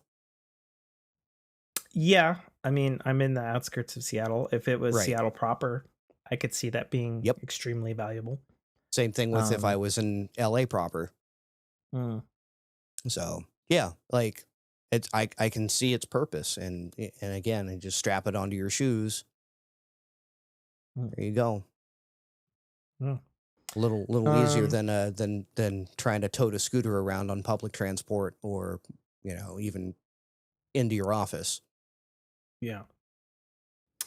Next thing I had was how the novel AI diffusion thing works, but I'm Mm-hmm. not going to get into it because I already spent some time talking about it. Mm-hmm. Um, yeah. So this came actually into my author email, Mm-hmm. which I'm always surprised to see because it's so dusty. So when I got on alert, I went, "Oh yeah." You're like, Nate went and bought my book, didn't he? Oh fucking no! I've still yet to see that. No, this is pretty cool. So Apple, both themselves and partnering with a couple of third-party people, they have announced digital AI narration for audiobooks. Um, and they've got right now they've only got the genres of self-help, romance, and fiction. Okay. And they have AI Romance is huge, so that makes AI sense. voice Yeah. actors that are based on real people, real professional audiobook narrators. And basically, what you can do for a small fee is you could basically submit it to Apple or one of these third parties, and then they transmogrify it using one of these AI things. And then you can have a usable audiobook to then sell at a lower price. Sure. And what Apple has said is moving forward, there'll basically be three options on the book page in Apple Books. You'll have the ebook, you'll have a cheaper AI read audiobook, and then you'll have like a professionally produced audiobook or whatever the fuck you want to charge for it. They imagine that that will help small authors and indie authors and stuff who want an audiobook but can't afford, Hmm. a professional voice acting recording. There's a bunch of samples on a website for this. You'll probably have to Google it because it's a kind of a hidden website. Hmm. Like I said, it came to me in my author account. But they actually have a free, one of the romance ones, a free audiobook using one of these that just came out that's using this tech just to download like a whole fucking 6.5 hour audiobook. I downloaded it. I listened Right. to about an hour of it, and I was shocked at just how fucking good it sounded. Sure. Um, Not just from, and I've been listening to computer generated text audio stuff for a I long mean, time. I've listened to sh- news articles. I've listened to, I sure. actually I've had a program that I use on my iPhone if I'm driving someplace called Voice Stream Reader, where I'll just dump an ebook in it. And there's a pretty Right. good British one in there. But the thing that was I think at remarkable this about point, this though, particular, it's getting to where, you know, it's going to be good enough. This is the MP3 argument. You know, everyone was, well, no one will ever buy MP3s because it's so horrible quality and compressed. And you're wrong, because and yet, there's a point where it's good enough, right, for the but standard see, user. having listened to this, the thing that sounds remarkable to me, other than the fact that I don't hear any of the usual like, oh, this is a computer interpretation of someone's real voice that they recorded, just like Siri or Google Assistant or Alexa or whatever. Right, where The the thing that pacing is off. Yeah. yeah, the thing that really like is like, oh shit, this is kind of a step up, is how, and I don't know how they do this exactly, and maybe that's why you have to pay a little bit of money for somebody to do it or something. Could be, don't know. Right. Was like the inflections Yeah. that one would expect in a properly narrated thing, or like how your voice lilts up a bit when you ask a question and stuff, was fucking spot on. Right. And I was like, what the fuck? Yeah. Like, Yeah, they've that's been working pretty on cool. that for a while now, and it's coming to maturity where it's almost indistinguishable. Yeah, and it's interesting to me as somebody who, you know, is an author. You know, buy my book, Citadel Rival, available right now on Apple Books, $2.99. And I intended at one time to do an audiobook. There is hundreds of hours of recorded dialogue with multiple actors and sound effects, and there's a whole fucking score for it. And I think I've probably said on the podcast several times, but I fucked up and I did all the recording and all the stuff for it. But I just kind of threw it into a folder and didn't label anything. And it's just painful. Right. To do that. Yeah, they're trying to unfuck the timing and sorting and yeah. But yeah, and I even look at this just from a sheer accessibility thing. You know, obviously there are people that aren't sighted or sighted enough that they can read books and enjoy books. Yeah, that's another bent that they went into that so too. their alternatives are either, you know, Braille or these horribly translated, you know, screen readers, which screen readers are just it basically it'd be like Siri reading you a book. Yeah, that's exactly what I was saying. I used to use a program called Voice Stream Reader just for that purpose. Yeah. And, you know, so for someone now to actually be able to enjoy a book, have it narrated and have some of that personality come out of the story for a lower cost or a reasonable cost, as opposed to, you know, paying for professional voiceover work, which, you know, again, we're talking AI and whatnot. Well, the moral argument of, well, now you're putting voice actors out of work with this new technology. I think specifically because of the way that at least Apple is wording their stuff is like, you know, and I believe this to be true, you know, proper audiobooks, even bad ones, they're expensive these days. Sure. So unless you have like an Audible subscription account, right, which is probably the best bang for your buck in my opinion, like an audiobook is expensive if you just want to buy a good one-off, you know. Sure, and because you're paying for the talent. True. And then obviously the super popular ones, like obviously the Harry Potter audiobooks come to mind because they're very well acted by the narrator, are like fucking $100. Yep. You know, like they're fucking expensive. Yeah. You know, and I get it from a production standpoint. It's like, all right, somebody spent months and months and months reading, perfecting the craft, editing, voice directing, you know, actually acting, yeah, equipment rental, maybe, you know, studio time, all that shit, you know, to deliver you spoken words.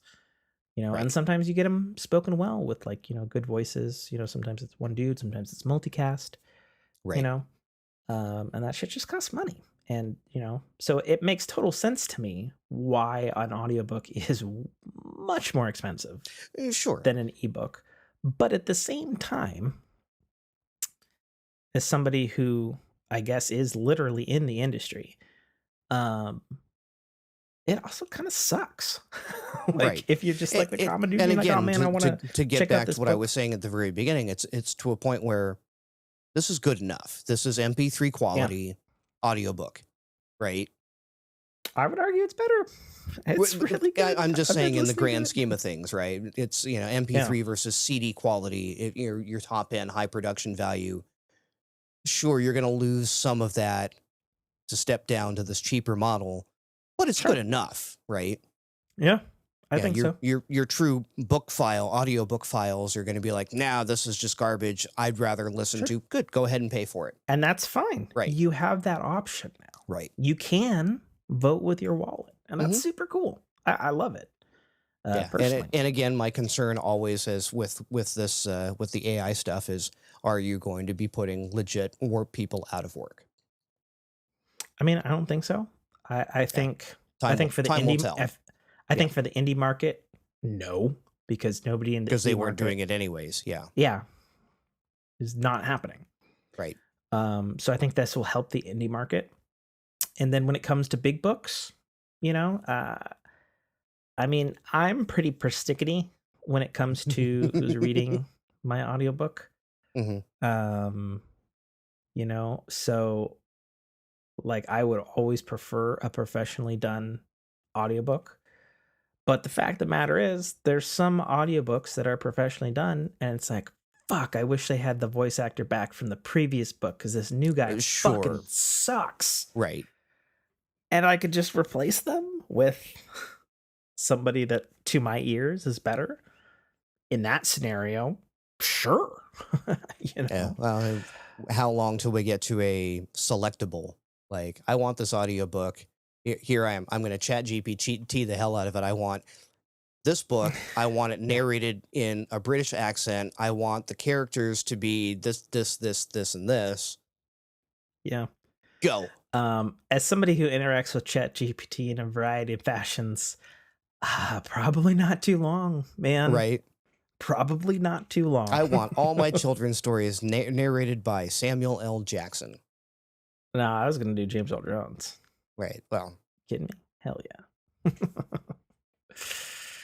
But yeah, times are changing, and I'm calling it this year. This year is the year of the AI to human interface revolution. so what you're It's saying is the Forkies in 2024 will be Tim and his AI co-host. So you're gonna die in a tragic boating accident, and then my cyborg body will just replace this frail, allergy-ridden one. And in fact, what you're watching right now isn't even real. You'll know when it's happened because all of the audio mixes will be perfect.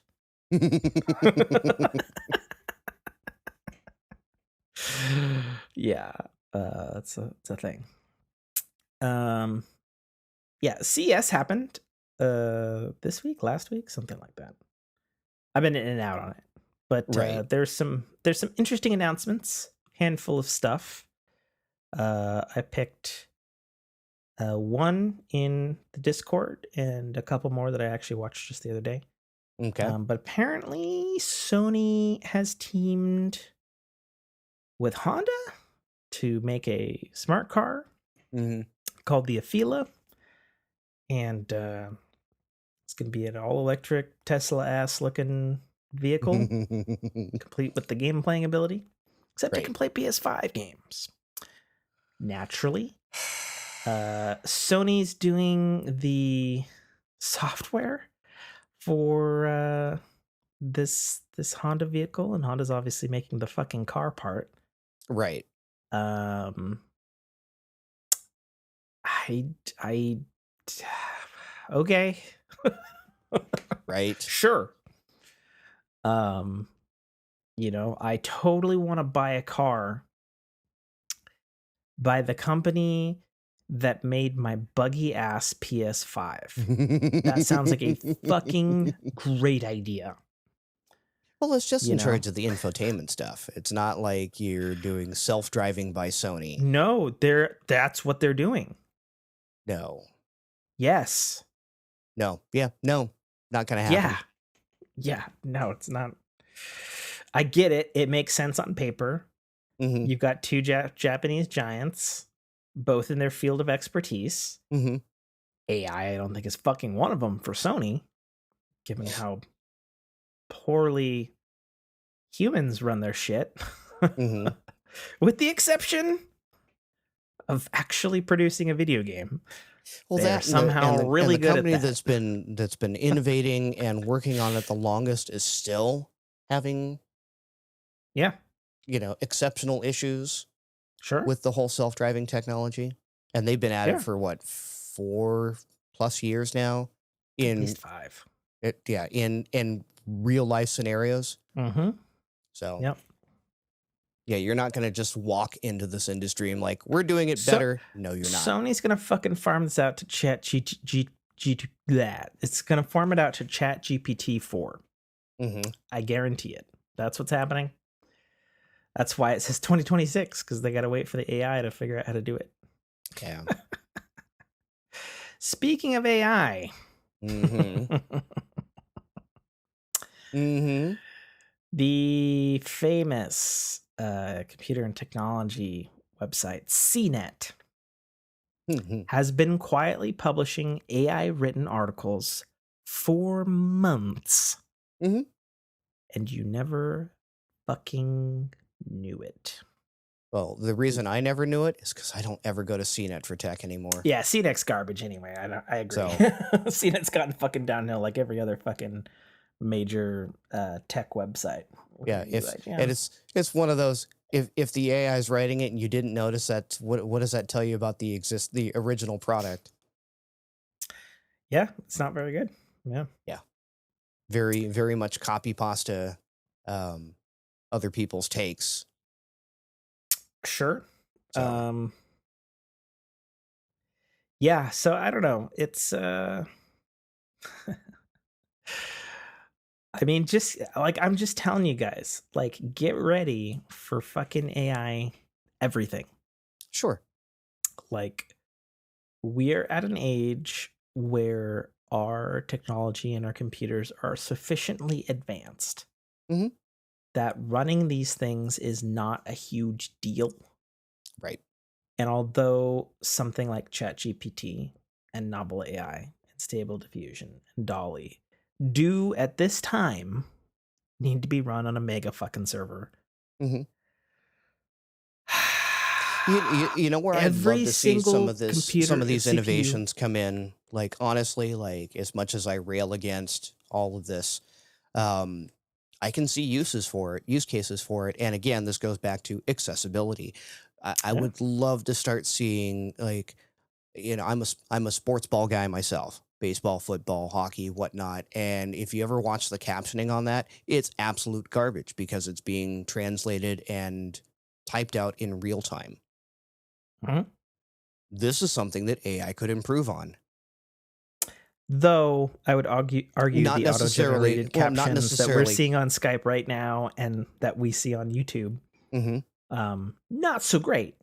Not so great, but better than nothing, Better than nothing, yeah. right? And not Almost necessarily, passable. and not necessarily giving you a play-by-play, but you would be able to, read or hear, have someone narrate you. If I'm listening to a television broadcast, what's actually going on the field? Give me descriptors. AI could do Mhm. that. Could parse that out in Yeah. real time. Mhm. So But what I was saying is, we're living in an age where all this stuff is so accessible, and although it is being run on a giant mega server now, every single major CPU and GPU manufacturer is dedicating huge, huge amounts of resources, more and more resources Mm-hmm. to their machine learning chips or their AI cores or whatever they're calling it for their Sure. particular, Qualcomm Predictive Snapdragon, computing. Apple M series, Yeah. all of this shit. So you can bet your fucking ass Yeah. that this shit's going to be in the palm of your hands with no server. Sure. Not this year, but probably in the next couple. Mm-hmm. And I say that because as the person who's been dived right all into the deep end with some very advanced AI technologies and has read the deep papers on novel AI, do you know how much their data set is that they're working with? Mm.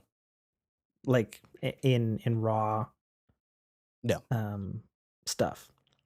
So all it needs to generate art and write words, Mm-hmm. their data set is only, it's like a terabyte and a half. That's not a That's lot. it. That's it. I have right now a 1.02 terabyte SSD in my iPhone. Mm-hmm. We're going to probably be getting to 2 terabyte SSDs in our mobile products real soon. Sure. If that's just what you need data wise, one could imagine it's going to be real fucking soon. Right. Well, and It's even going to if be you want to real soon. offload that, with the speeds we're now getting on 5G, Mm-hmm. and whatever is coming next, Sure. you don't even need that 1.2 terabyte No, local. and that's the idea where the cloud eventually replaces all that stuff. Mm-hmm. But I think especially for companies like Apple, it's like, yeah, why do it in the cloud when you can do it on the device? Okay. You know? Because that's how you end up with a rogue iPhone that decides to, become Skynet and take over the world. I mean, this is true. It is a little bit okay, I Mm-hmm. saw some shit about somehow, and I don't know how this works. I saw somebody somehow had ChatGPT writing code in Blender, Mm-hmm. and I was like, "What? What?" And it Mm-hmm. was like working, Well, and yeah, it's but it like, was it was blatantly plagiarizing. okay. But Once again, I wanna again point out the distinction between ChatGPT and Dolly. mm-hmm. Dolly's the plagiarizer. ChatGPT doesn't do that. That particular technology set cannot go rip stuff of its own accord. Dolly Right, can. right, ChatGPT cannot. ChatGPT is input based. There's a yes, data set it's working with, but it's a built, curated, yeah. I licensed, believe the trained I believe the data set. person that did the coding was actually feeding it from SourceForge or whatever it was. Like it was like they had coded it to ask ChatGPT to grab Yeah, SourceForge code or something. I don't know. yeah, Um, but yeah, it's coming. Like yeah. it's coming real fast. Everybody's work, like that's the thing right now. It's in the hands of everybody right now, or at least it can be. Hi, And Skynet. the Hello, thing Skynet. that the things that it can do are remarkable. Maybe that's the end of humanity. Maybe not. I don't know. Right. We'll find out together. That's at least the end of our usefulness. At certain things, sure. Yeah, technology. The other thing I saw at CNET, or not CNET, at CES, it's close. It's close. Razors got a neat little product coming out because I'm using uh, the predecessor to it. Mm-hmm. Razor's having an update to their Kuo HDX, and it's basically it has all of the fucking features that videographers or YouTubers have when they hook up their DSLR camera to their Mm-hmm. computer.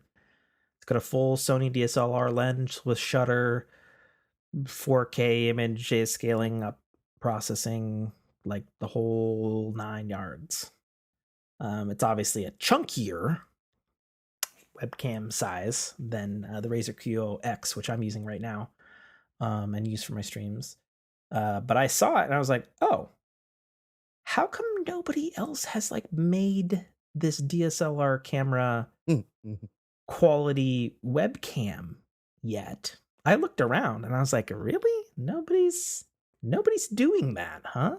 That seems weird because, you know, every behind the scenes thing of every fucking YouTuber, tech evangelicist, blah,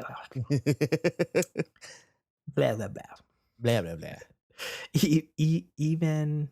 Evangelicist. I think that's Yes. how you say that?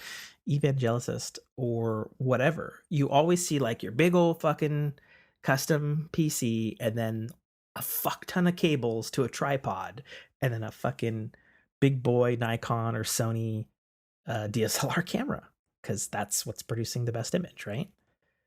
But now Razer's going to give it to you in a webcam form. It's like 3 inches deep, so not that bad. It's got a nice big clamp to put on stuff or a tripod mount. And it's coming at you for only $250. That's Oof. reasonable. That's me saying I want one. That's what it is. You're saying video broadcast 1.4 adds eye contact and vignette effects.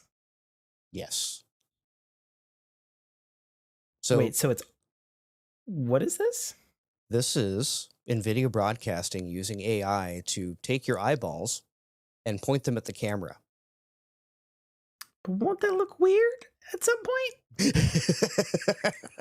Because if it's like...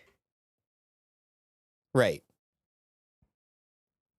Well, no, it'll naturally blink. Like, it'll do all that, but yeah, it's supposed to give you eye contact with your camera so you can technically read the notes off your screen, but your gaze is on the audience.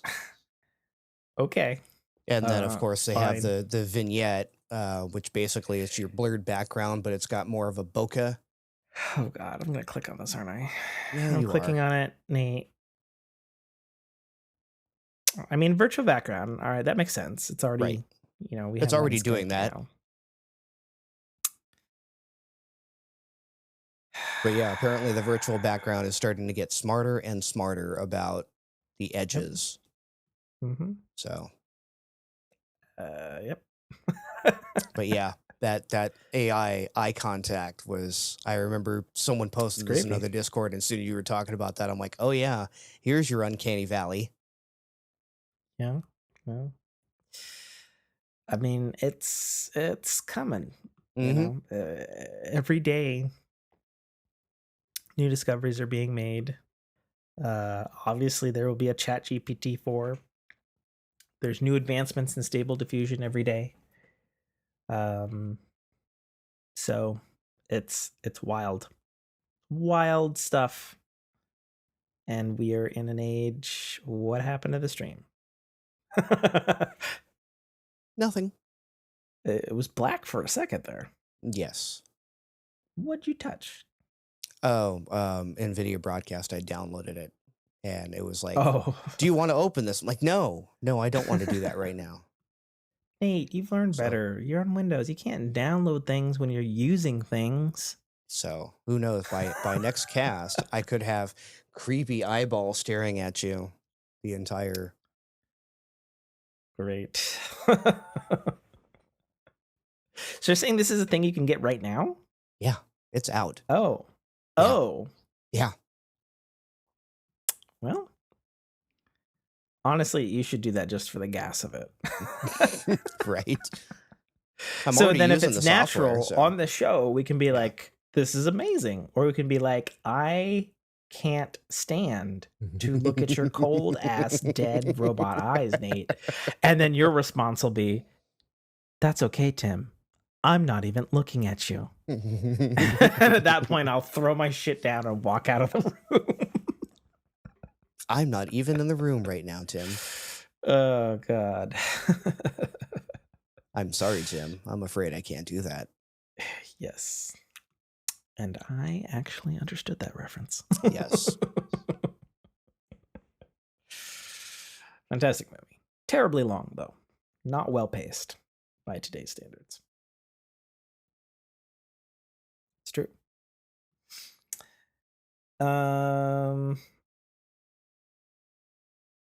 So before we bounce to entertainment and wrap up the show, I wanted to take this moment, because I should have said it in gaming.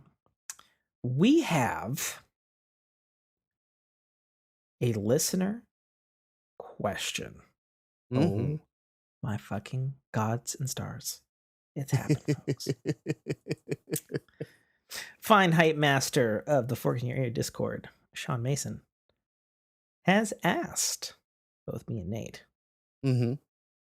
what is the most underrated PS4 exclusive and underrated 360 exclusive? So you had to go way into the Wayback Machine. Apparently. I didn't write the question. Right? Sean, it seems a little unfair because I think the 360 didn't compete with the PS4. The Xbox One competed with the PS4. What? I'm confused by that statement, Nate. The 360 would have competed with the PS3. Yeah, that's what I said. Didn't you say the underrated PS4 game? No. Oh, I thought I heard you say PS4. There you go, Sean. You might Nate have. fucking up. No, we'll go listen to it on the edit. I could be right. Okay, you could be. And if he is, I'm fucking sorry. His question is the most underrated PS3 exclusive and underrated 360 exclusive. Do you have one for PS3? For PS3, I definitely don't. Okay. For PS3, I'm actually gonna go with. This is just what's coming to my brain right now. I'm actually gonna go with a game, Sony first party game, Starhawk.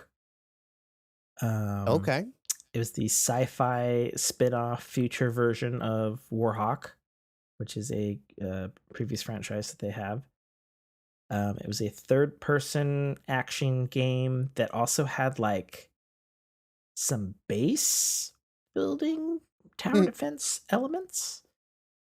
It had split screen co-op, which was pretty gnarly. And it had a pretty wild sci-fi space trucker virus. In more than a couple of ways, it kind of resembled like a space cowboy yeehaw version of The Expanse.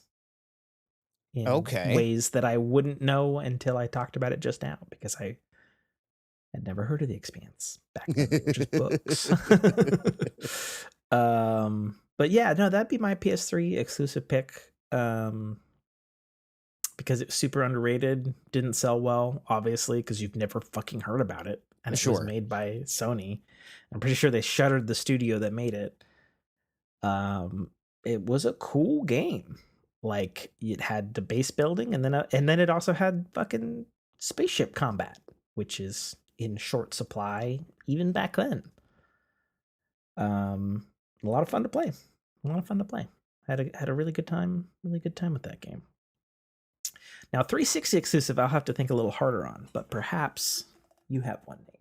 Well, I don't have a specific game in particular, because everything I got was rated exactly how it was supposed to. I didn't really find a bunch of underrated stuff other than the Kinect and the Kinect series of games. I would say that's a cool choice. Yeah, we're just, again, highly underrated. The tech was still fairly new. Fairly new. Yeah. It was new. Right. And it was just one of those things, like, when you finally did it, and it worked so damn well. if you had the space, obviously. See, it's funny you say that. So a friend of mine had a Connect, and we could never get it to work correctly. Really? It wasn't until the version 2 Oh, on that the one? came Yeah. with the 1 did it like work good. But by then it was like too late, you know? Hmm. But I know that's not everybody's experience. Some people had fantastic experience. They had like the ideal conditions for how that technology worked. Yeah. It worked very well in the two places that I was able to set it up at. I was just, and again, it was like just to be able to move your body and play a game. Um, and even some of the fitness stuff that was packaged in with it, it was just like, Mm, yeah, like I'm not used to playing a video game without a controller in my hand. mm. So I was, That's fair. disappointed when it went by the wayside because again, I think it was very smart tech. I think It's if they were fine. The tech using found its way into a happy home. sure if they were using it now as a augment to AI or not AI VR, Mm, you know who knows with the sure. body tracking and everything on that. Yeah. Yeah. No. The flood illuminated dot projector, Hmm. infrared night sight camera stuff. Fantastic technology. It's called Face ID now Hmm. because Apple's the one who acquired it. Right. But yeah, no, that shit. Obviously, it's proven it works. It's good tech.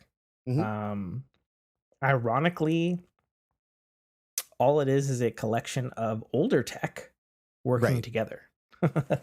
Like that's what I always found really interesting as someone who deals with infrared beams of lights and lasers and stuff from time to time due to my day job industry. Hmm.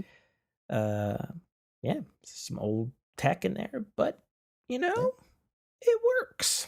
Yep. The first remote control, infrared remote control in the 1970s. It's still basically the same premise. I remember, I don't know if it was official or not. It could have been. Sega had some weird shit, but I remember one of my close friends, he had a Sega Genesis and he had a wireless Sega Genesis controller, but it was infrared. Hmm. So as long as you're pointing it at the thing, your inputs were going in, but there's Uh such huh. fucking terrible lag because 90s. I remember when my 360 had They the worked. They infrared worked adapter though. for the DVD remote. The original Xbox, Yeah. not the 360. Oh, yes, you're right. You're right. Because the 360 had the infrared built into it. Yeah. We just looked that up earlier. Yep. You are correct.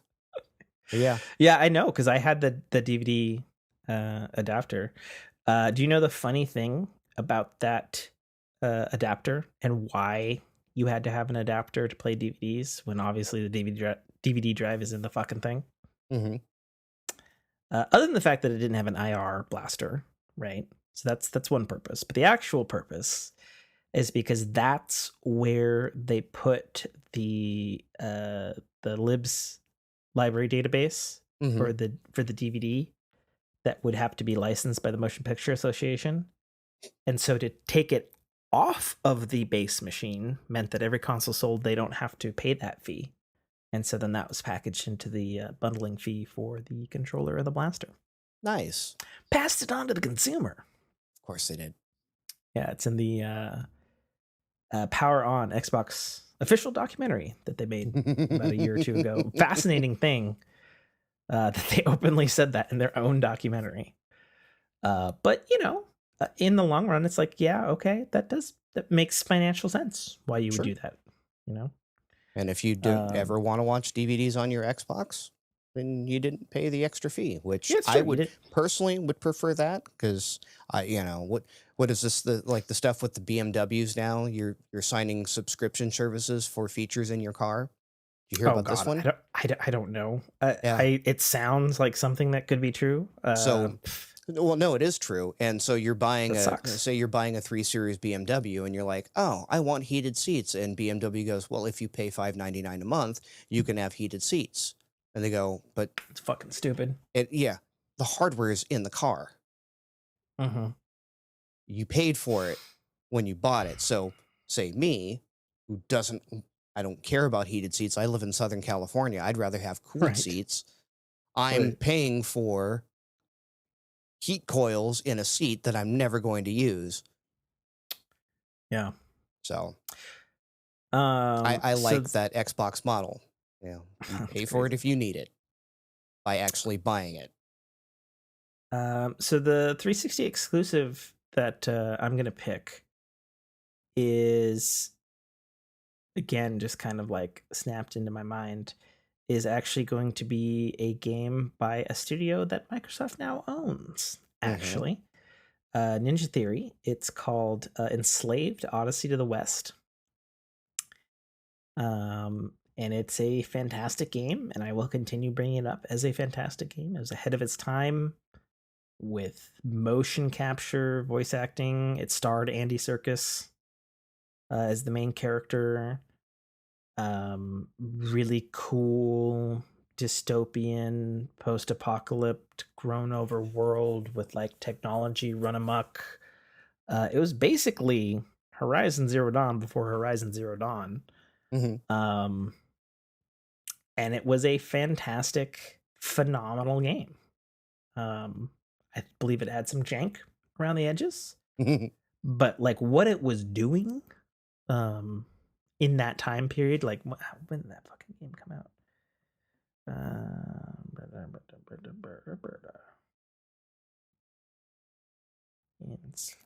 Enslaved. Yeah, I noticed Sean had put his picks in there, and of course his one Xbox I saw in a ton of most underrateds, and that was a JRPG Lost Odyssey. Yeah, Xbox exclusive by Studio Mistwalker, which is formed by the famous, legendary creator of the Final Fantasy series. I played a demo of the game, Lost Odyssey. Hmm. I remember it having like some really crazy, like war scenes, like just huge numbers of characters on screen at once. Big sweeping soundtrack. Um, and if I'm not mistaken, and I could be, this particular RPG had like 3 novels like in the game, Okay. like straight up novels. Like you could just like go into a menu and read like a whole goddamn novel. And I guess they were written by some famous guy. Um, but yeah, going to the back to the thing, Enslaved: Odyssey of the West, 2010. This game had fucking mocap and facial animations and all kinds of crazy whiz bang shit that's now pretty reasonably standard in big AAA games. Just it was just a really cool game. Just a really cool game. That'd be my particular. Oh, well, oh shit, is it not exclusive? Hang on. Fuck, it's not exclusive. It was on PS3 and Windows. Unreal Engine 3. Was it Okay. released at the same time, or was it at least exclusive at one point? No. Hmm. I mean, it was, if you want to count it, it was exclusive to PS3 and Xbox 360. It was in 2010, and then Windows, it came in 2013, Okay. so I much would give it later. exclusive at that point. But no, no, no, no. His question was on PS3 Hmm. and 360 exclusives. Fuck, I have to rethink. I have to rethink my answer. Okay. All right, Sean. I gotta dig deep. 360 exclusives. All right, Caught him I'm in a gonna pull up a loophole. list. I'm gonna cheat a little bit. Xbox 360 exclusives, because I got to think of underrated ones. Because a lot of the Yeah. big I did the exclusives to same, and like 360s everything that were was on those lists, I was like, no, I never played those. like they were. All right, there's a lot on this list actually. uh, Full exclusive is in red. Okay.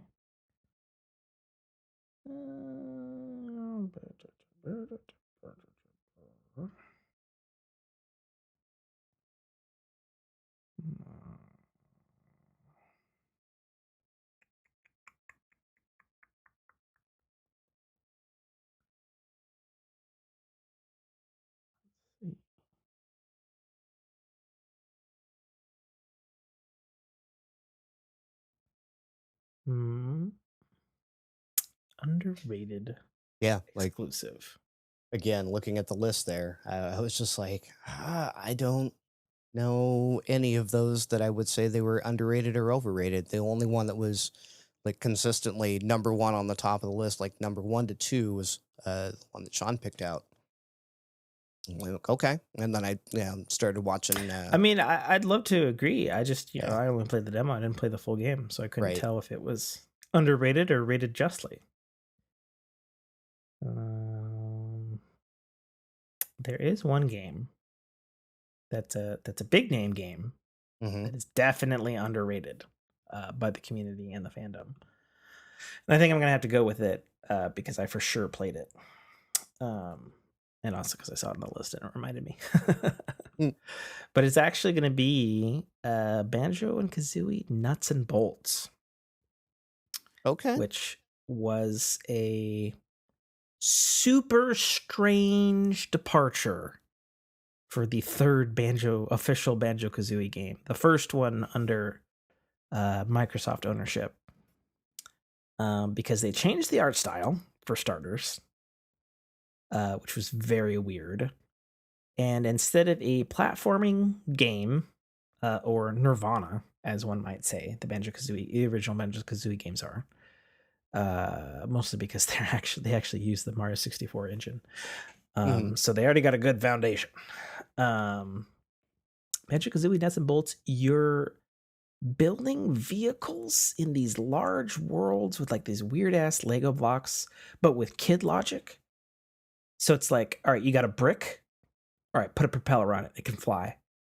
You've got two propellers. It can fly faster. Got a spring on it. All right, it can bounce off of shit. It just had it was like a weird physics sandboxy thing, and so you were doing races and collecting things and stuff in a Right. Banjo Kazooie fashion. But it was just such a bizarre, like, how the fuck did this game get greenlit? Like they had just acquired Rare, Hmm. and Banjo Kazooie has a legendary following. Motherfucker characters in fucking Smash Brothers, for Christ's sake. Um, and the game that gets greenlit is not the game all the fans wanted, even myself.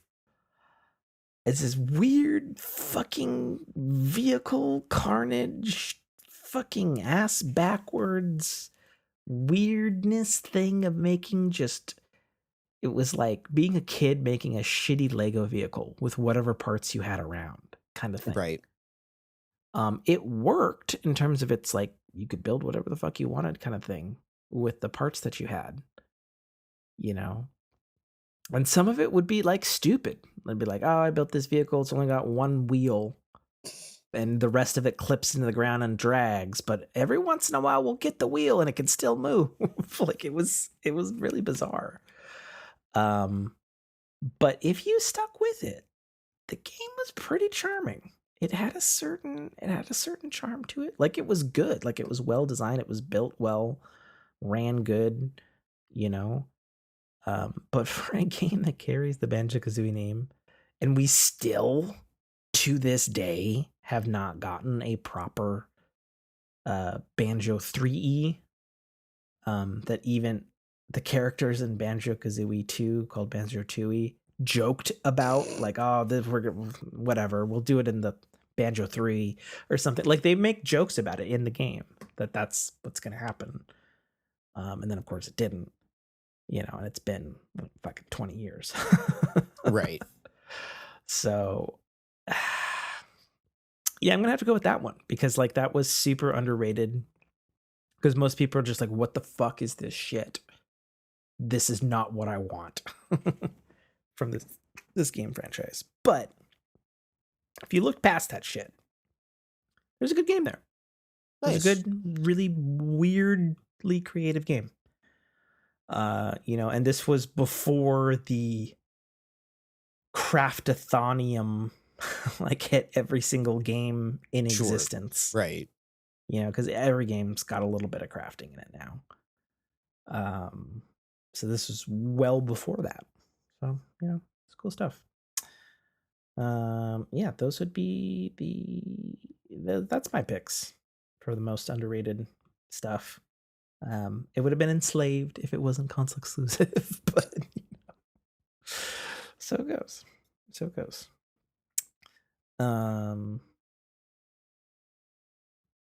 The last thing I have to say about tech before we close that off. So Key 2 is announced as a technology, universal standard. What's that? Key is the wireless standard that I'm sure your phone can use. Yeah. Key, however the fuck you pronounce it. But here's the kicker. It is apparently it's basically Magsafe. Like legitimately Magsafe, just like the Magsafe battery I'm holding up in my hand, with magnets to align at a higher wattage transfer rate. And there was actually a video done by MKHD on YouTube who's just like, seems like Apple is just giving away the MagSafe technology to the standards consortium that does Key, because it's the same fucking profile. And I'm like, interesting. Either that or they went, well, if we want to have these be cross-compatible with Apple devices, which is a big market share. I mean, Key already is. One could assume that the wireless charging Key 2 is as well. But the magnet thing? That's like Apple's thing. Sure. You know? And the fact that it's the same configuration, it's the same dimensions, all that shit is interesting. And I think it lends a lot of credence to Apple sidestepping the USB-C thing and having a portless mobile device, iPhone stuff in the future. Because if you could just connect it with MagSafe, which I'm sure Apple will probably call it MagSafe 2 on their end, and then the rest of the world, it's Key 2 or Qi, whatever the fuck. I'm saying it wrong. I know I am. Qui. Oh no, it just sounds wrong. Nate. It just sounds wrong. Nope. Take it back. Okay. So I don't know. I think it's interesting. It was actually kind of funny to me when I saw it at CES, because I was like, oh yeah, I guess they haven't updated the wireless spec in like a fucking while. And again, like, it was working. Not much you could iterate on it other than make it more efficient, and they finally did. But it came at a cost of alignment. Yeah. Yeah. Because like I said, the one issue I have with any of my wireless charging devices is, and especially once you throw a case on them, is if they're not aligned just right, they just stop charging altogether. Yeah. Yeah, I see it. But there's solutions to that, Nate. Sure. Those listening on audio, I'm holding up my iPhone case. Right. My sister-in-law just got a new one, and she's got her Qi case, or her MagSafe case, and yeah, now I know. Yep. Makes sense. But yeah, like, prior to that, wireless didn't have any sort of magnetism. True. So, yeah, getting it aligned just right was just kind of a pain in the butt. So, hey, it makes me happy that standard is coming. And hopefully, like, maybe just like a case upgrade will make it to where my existing 1.0 spec device can at least charge consistently. Sure. Yeah. I mean, like I said, I was just holding it up to the camera there. And I have a Razer Arctic Pro cooling case for my iPhone. And I've gone all in on the MagSafe. And while it works through the Arctic Pro case, it doesn't work as great as it should. And so I installed a third-party, super, super thin, which was my big thing on it,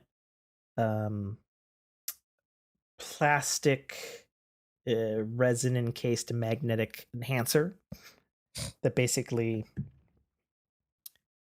those magnets align with the magnets that are already on the phone, which align with the ones that are on the case, which aligns with the Right. ones to the battery. Right. While Taking it's out some of that air gap. right, and that gets that charge flowing much better. So yeah, there's all kinds of third-party solutions. Like that one, it was a $10 add-on from Hmm. Amazon. The adhesive's been holding up fantastically on it. Did the Disneyland thing, and I'm a neurotic person, and I wash my case every day, so it's fantastic adhesive. Yeah, so interesting little find. I don't know when exactly that's hitting all you Android folks out there, but I would imagine it's probably soon. Yay. Yeah. All right, moving on to entertainment before we close out this fork podcast here. I mean, the thing is about entertainment is most of it's bad. Right. So unfortunately, let's get the news out of the way, and then we can talk about what we're watching, and maybe that'll be our little pickup at the end of all of this shit. Where do you want to start? Because it's just, I don't know. If we go from bottom up, it probably will work out better. You think it'll go from okay? All right, we'll go bottom up. Warner Brothers released their 2023-2024 release schedule Mm-hmm. for the movies. I'm not going to do the dates. I'm just going to read off the movies. I'll do them by year though. So 2023 films, they've got House Party, Magic Mike's Last Dance. Had no idea they were doing another one. Shazam, Fury of the Gods, Evil Mm-hmm. Dead Rise, which I haven't seen the trailer for yet. I hear it's good. I'm an Evil Dead fan, so we'll see. The Flash, Barbie movie, The Meg 2, The Trench. Again, can't believe they're doing another Meg movie. Mm-hmm.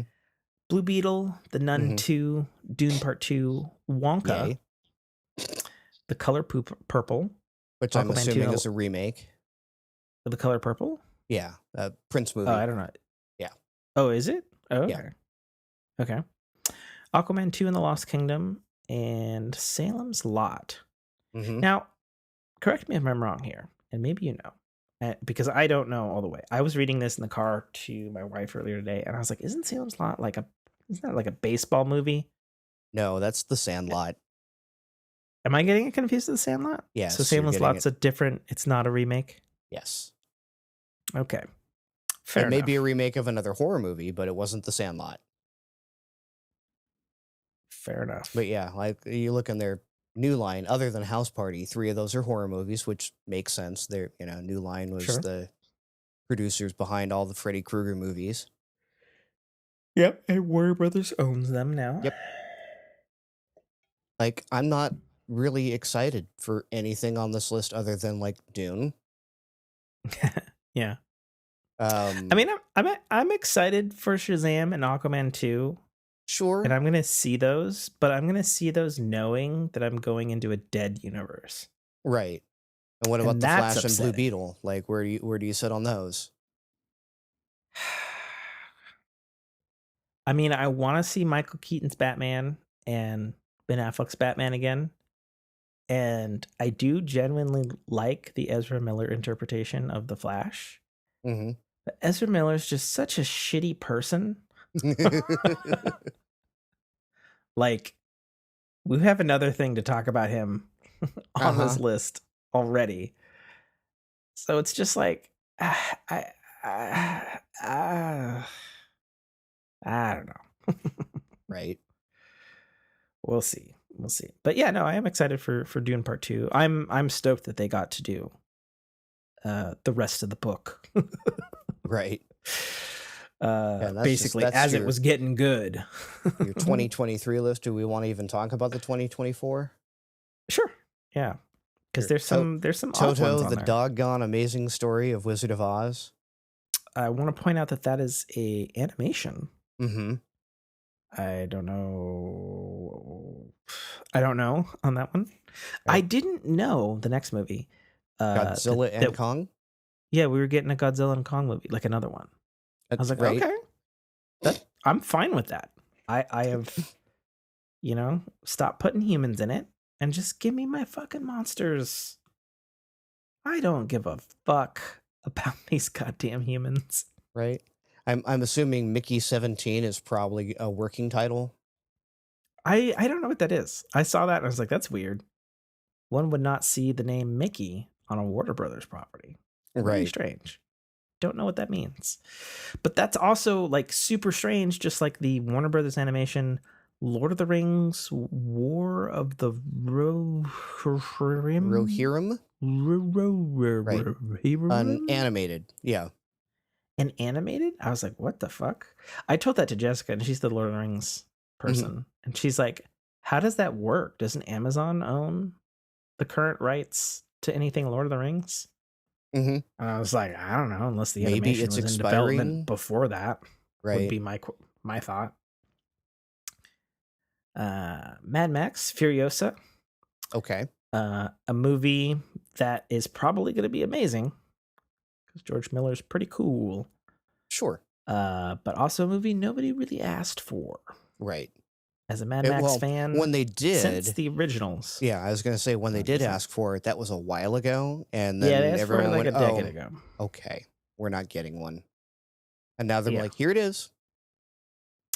Yeah, I mean, on paper it sounds cool. It's like, all right, 135-year-old George Miller doing another Mad Max film somehow. Mm-hmm. Wait, Joker 2. Anna Taylor-Joy is playing Furiosa, a younger version of Charlize Theron's character. Who, spoiler alert, casting? because the movie's super fucking old, she dies in Fury Road. So I'm like, okay. But, sometimes prequels can be really good. Sometimes. Sure. And then other times there's Rogue One. Moving on to another movie that certainly no self-respecting Joker fan wanted. Joker 2? Joker 2. Which Joker is this? This is the Joaquin Phoenix one. Joaquin. It's the Phoenix Man one. Yes. With Lady Gaga. Christ. Yeah. And then our TVDs are... Yeah, I'm just moving on from that one. I don't even know what to say. 4. Also, so we're getting a new Ocean's 11? Like... Right? Like, so this is the 3rd or 4th remake now? Because there was Ocean's 11s before I was born. Yes. Yeah, there's a Brat Pack Ocean's 11, and then we got the Clooney Ocean's 11, 12, 13. And then we actually had Ocean's 7 with the girls, which was actually really good, I thought. So I'm just like, what? So now we're doing 11 again?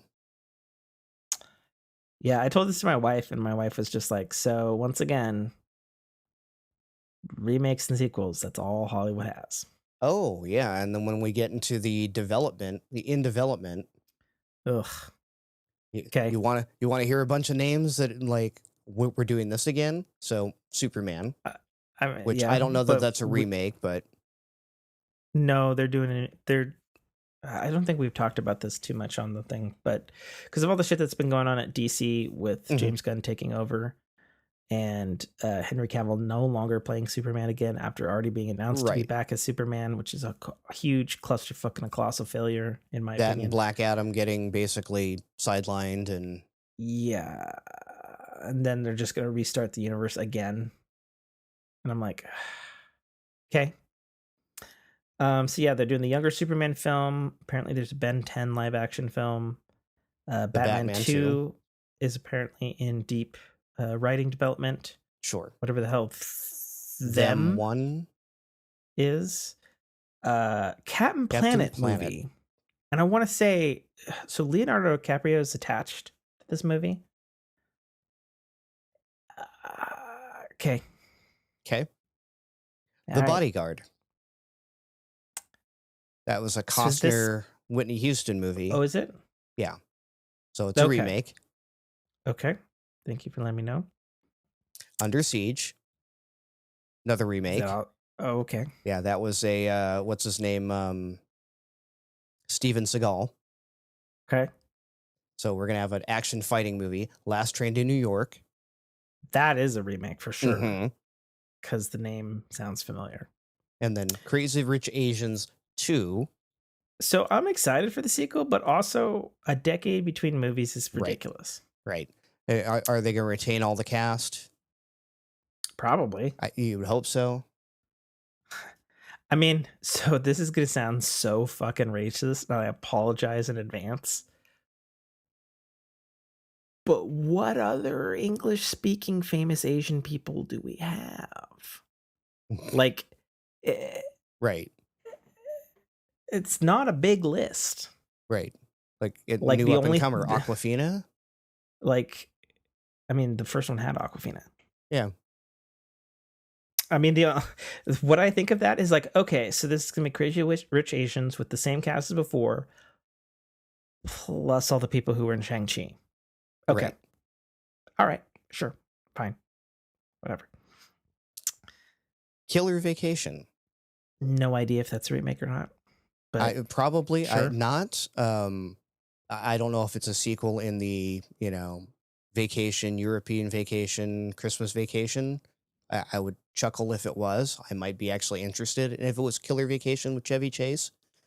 Yeah, I don't know. Could you imagine if it's like it's Chevy Chase and it's just like him going fucking psycho and it's just like a Home R-rated, Alone, yeah. like shit. That'd be fucking wild.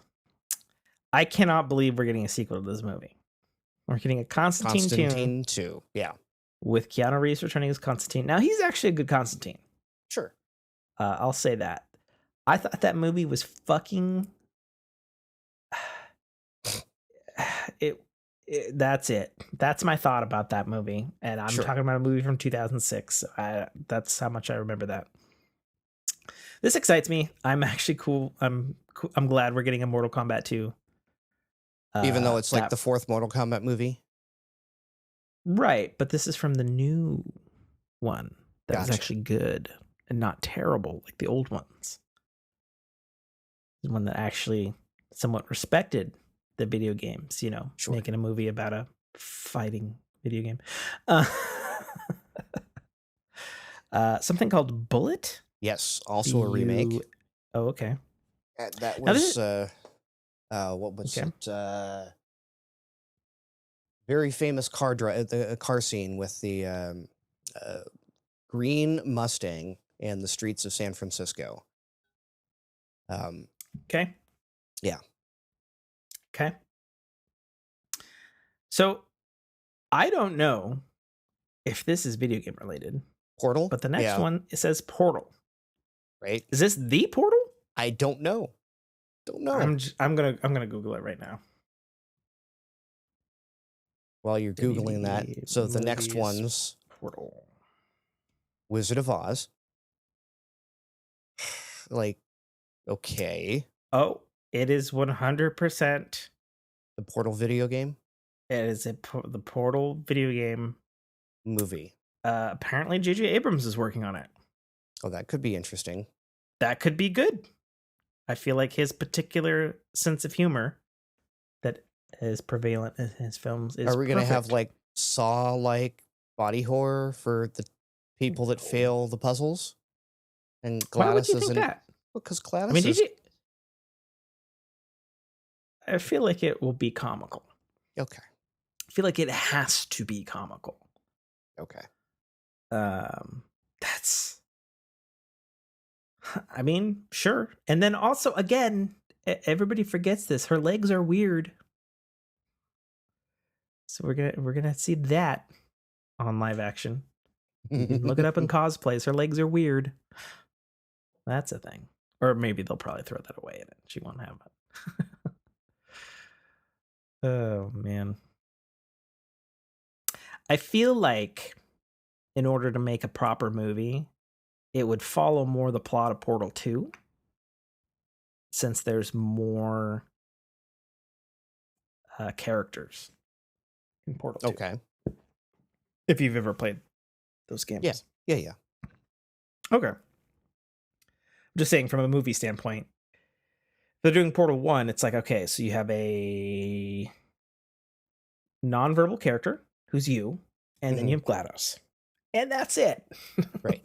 Whereas Portal 2, at least you've got a handful of characters to deal with. I'm not even seeing anything recent on this. Like, last thing was 2021 that I'm seeing. On the Portal movie still in development? Yeah. Yeah, me too. That's fine. Anyways, next is Wizard of Oz live action, because we need another Wizard of Oz. Right. No, we don't. Same thing as we need an I Am I'm Legend wondering 2. if that was one of those, like, where Pinocchio and Winnie the Pooh came out of licensing hell. I wonder if Wizard of Oz just came out of its... Probably. Oh, since we're getting 2 Wizard of Oz properties on this list. And then I Am Legend 2? How do you sequel that? The only way you can. By saying it's I Am Legend 2, but it's really a prequel. Yep, that's how you do it. Okay. That's a guess. A Hot Wheels movie. Okay. Okay, Hasbro. All right. Whoever, Mattel. Sure. Yeah. Hey, Which is Hasbro Transformers made money. So this is WB's Fast and Furious? Right? Sure. That's what that is. All right, so this I'm actually excited for. Yes. Coyote versus Acme. So for those who don't know, I'm actually quite a big Looney Tunes fan. Like I grew up on the originals. I didn't actually have a lot of money as a kid, but one like thing that I had was I had a stamp collection of Wile E. Coyote. And so for entertainment, I would just like do my own like dumb comics using stamps with like him getting fucking hit in the head with anvils and shit. So I have a deep love for Wile E. Coyote and Acme. So I'm down for whatever shit they throw at me on that one. Screenplay by James Gunn. Stars John Cena. No way. Oh no, you're just making it up right now. No, it's the IMDb entry on it. Writers Sammy Birch, Ian Frazier, and James Gunn. Stars John Cena, Will Forte, and Lana Condor. Ooh. You know, James Gunn's made me love John Cena, so I'm down.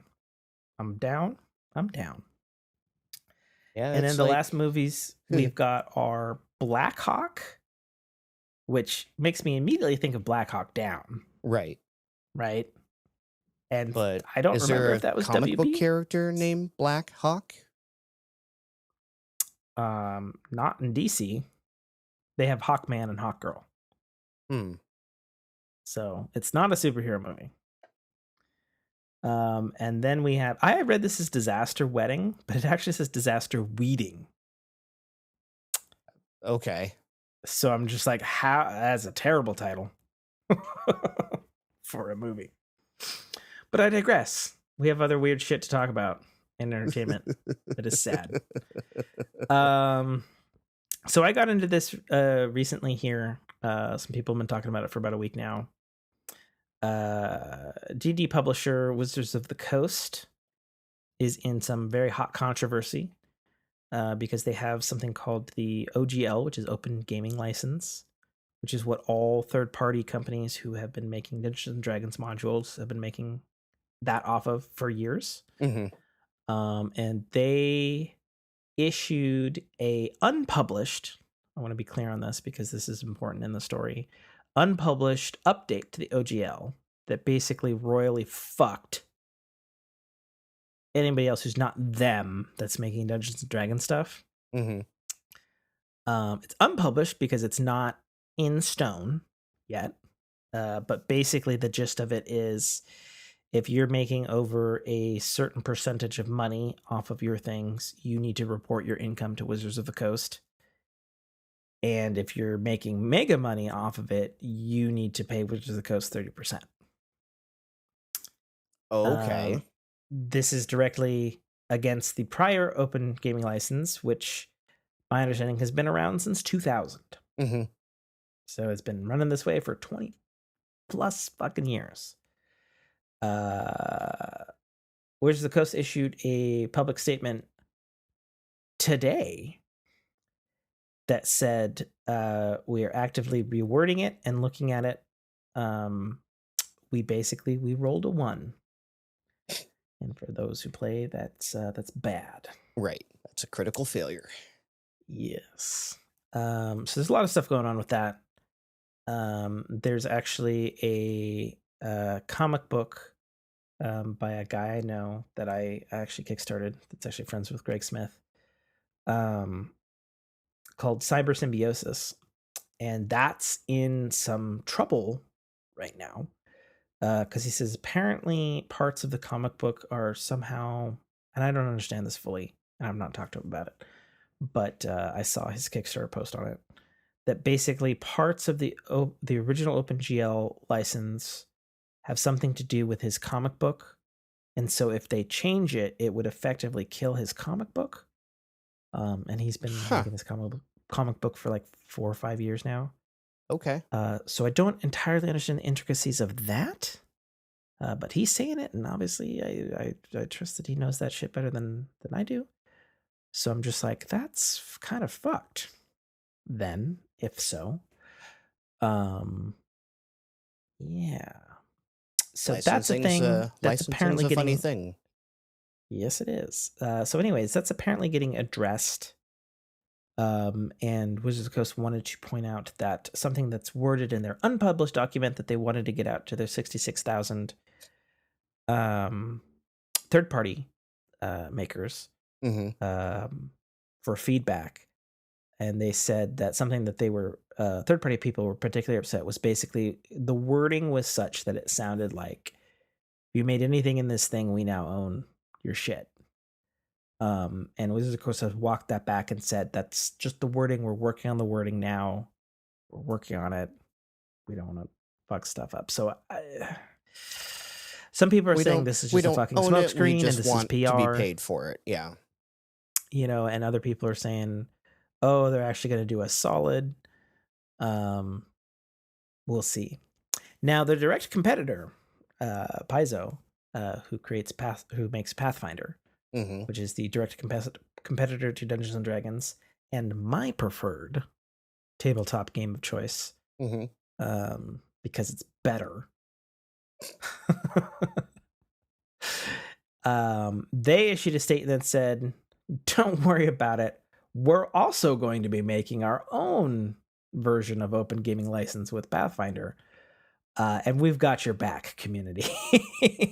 just to throw shit on the fire, which is par for the course because Paizo is actually people who broke off from Dungeons and Dragons, sure, to create Paizo because they didn't like how the company was being run. So,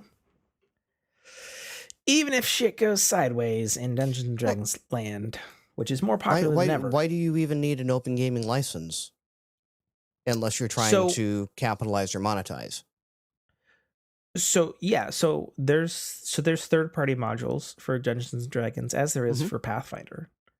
And then those are done through a kind of license thing through the main company.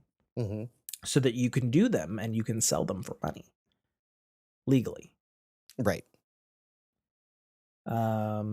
You know, I don't know the ins and outs of it too much on Dungeons and Dragons because that's I'm saying literally not how I roll. The way it works right now, everybody's happy, and if Pathfinder, Paizo says, "Don't worry, we've got our own coming out," why even have one? I don't know. So I don't know. Just to probably just keep throwing dirt in Dungeons and Dragons. Yeah. / Wizards of the Coast / really Hasbro's eyes. So I don't know. Stick to Transformers, Hasbro. Doing some stuff. All right, so much worse. Ezra Miller pleads guilty in burglary case. Yes. Receives sentencing And because he's famous, he only has to pay 500 1 year bucks, probation, no 500. jail time, and a Yeah. 1-year probation. Yeah. Are you fucking kidding me? Well, he stole multiple bottles of alcohol from someone's home. Okay. Okay. I don't know that that's, I mean, sure, that's burglary, but is that really burglary? Like, that's petty theft, and emphasis on petty, not the legal term. I would argue that it's more petty theft for Right. sure. For sure. Moving right along on the shit employees of Warner Brothers have done.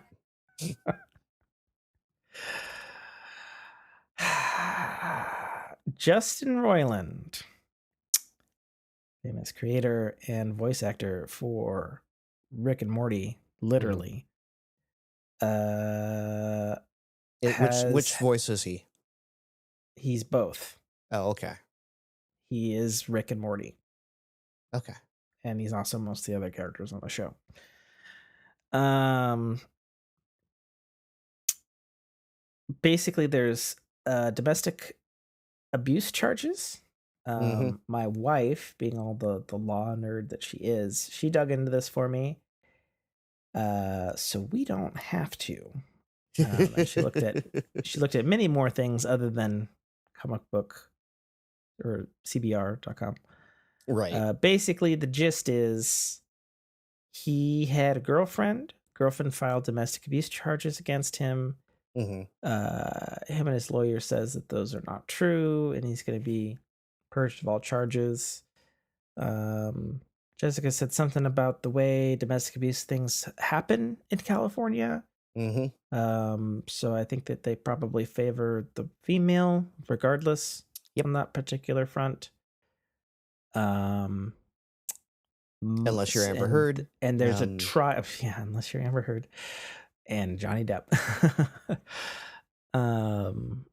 There's a trial set for April 6th, I believe. And we'll know more then, I guess. Yeah. My personal statement on this, given I am a fan of this creator and voice actor's work and stuff, it's well established that this actor drinks heavily to do specifically Rick for the Rick and Morty show. And Rick is established as an alcoholic, a high functioning one. And he actually does get basically shit faced to do the performance. Method for acting. Whatever reason. Yeah. It's called method acting. So my kind of thoughts are, well, if true, he's probably just a mean or violent drunk. Mm-hmm. You know, as someone who's been around the block, and I'm sure Nate will tell you, there are basically 3 types of alcoholics in the world. Mm-hmm. There's the mean drunk, there's the fun drunk, and then there's the person who doesn't drink. Right. Like, that's pretty much it. There's not a lot of in between. Not really. And if they are, I fucking haven't met them. So that's just crazy. Never meet your heroes, right?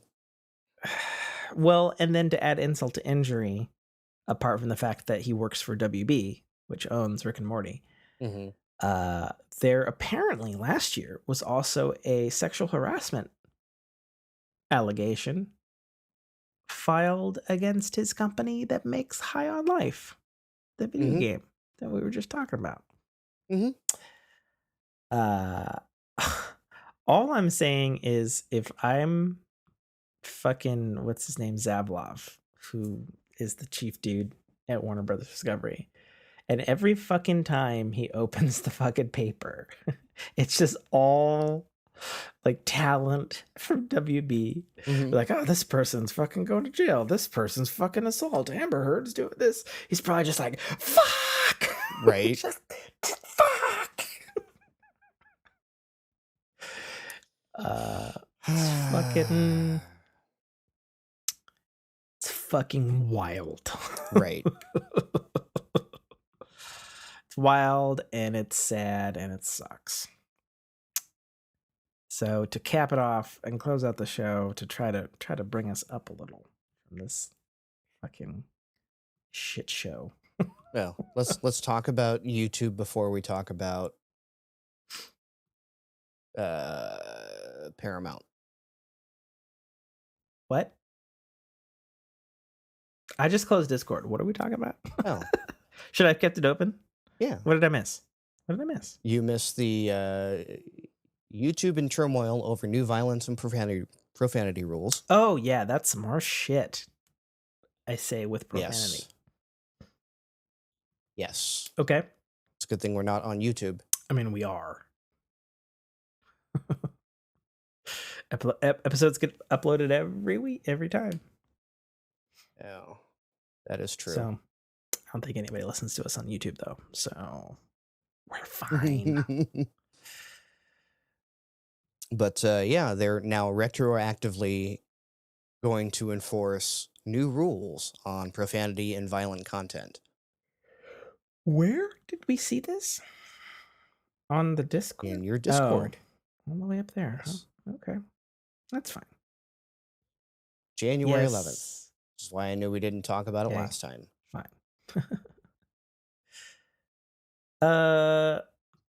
So yeah, it's like an interesting thing with a lot of creators. This is If you dumb. did something before Yeah, where you're it was, retroactively fucked. where there was violence in it.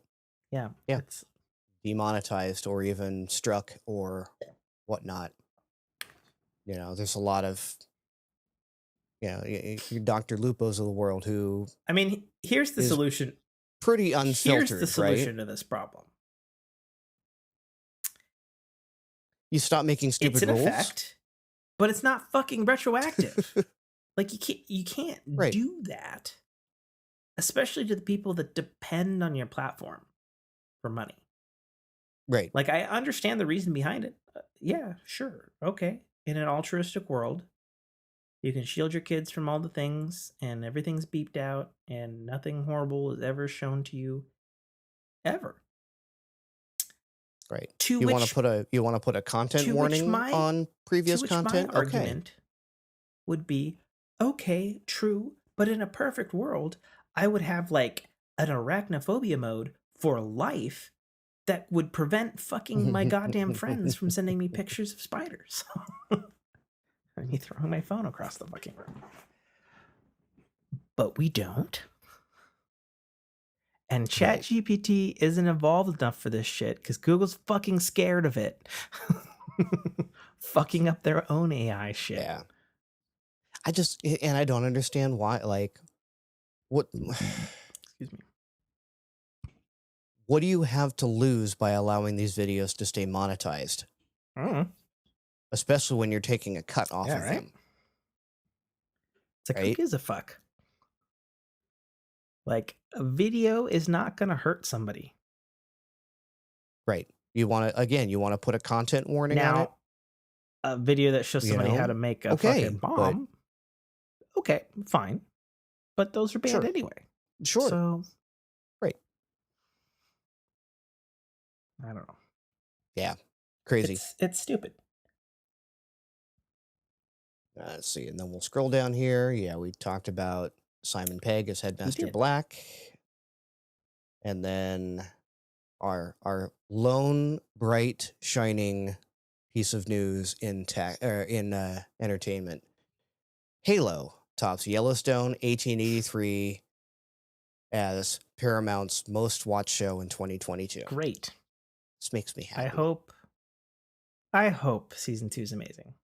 I really, from the bottom of my Halo wedding ring wearing heart, hope it's awesome. I feel like they have enough stuff that it could be awesome. Just need to retcon more than a few things that happened in season 1. Some of that was some funky dream shit from the dumb MacGuffin he touched. And we're good. We're good. I mean, we'll see. We're getting a whole new showrunner.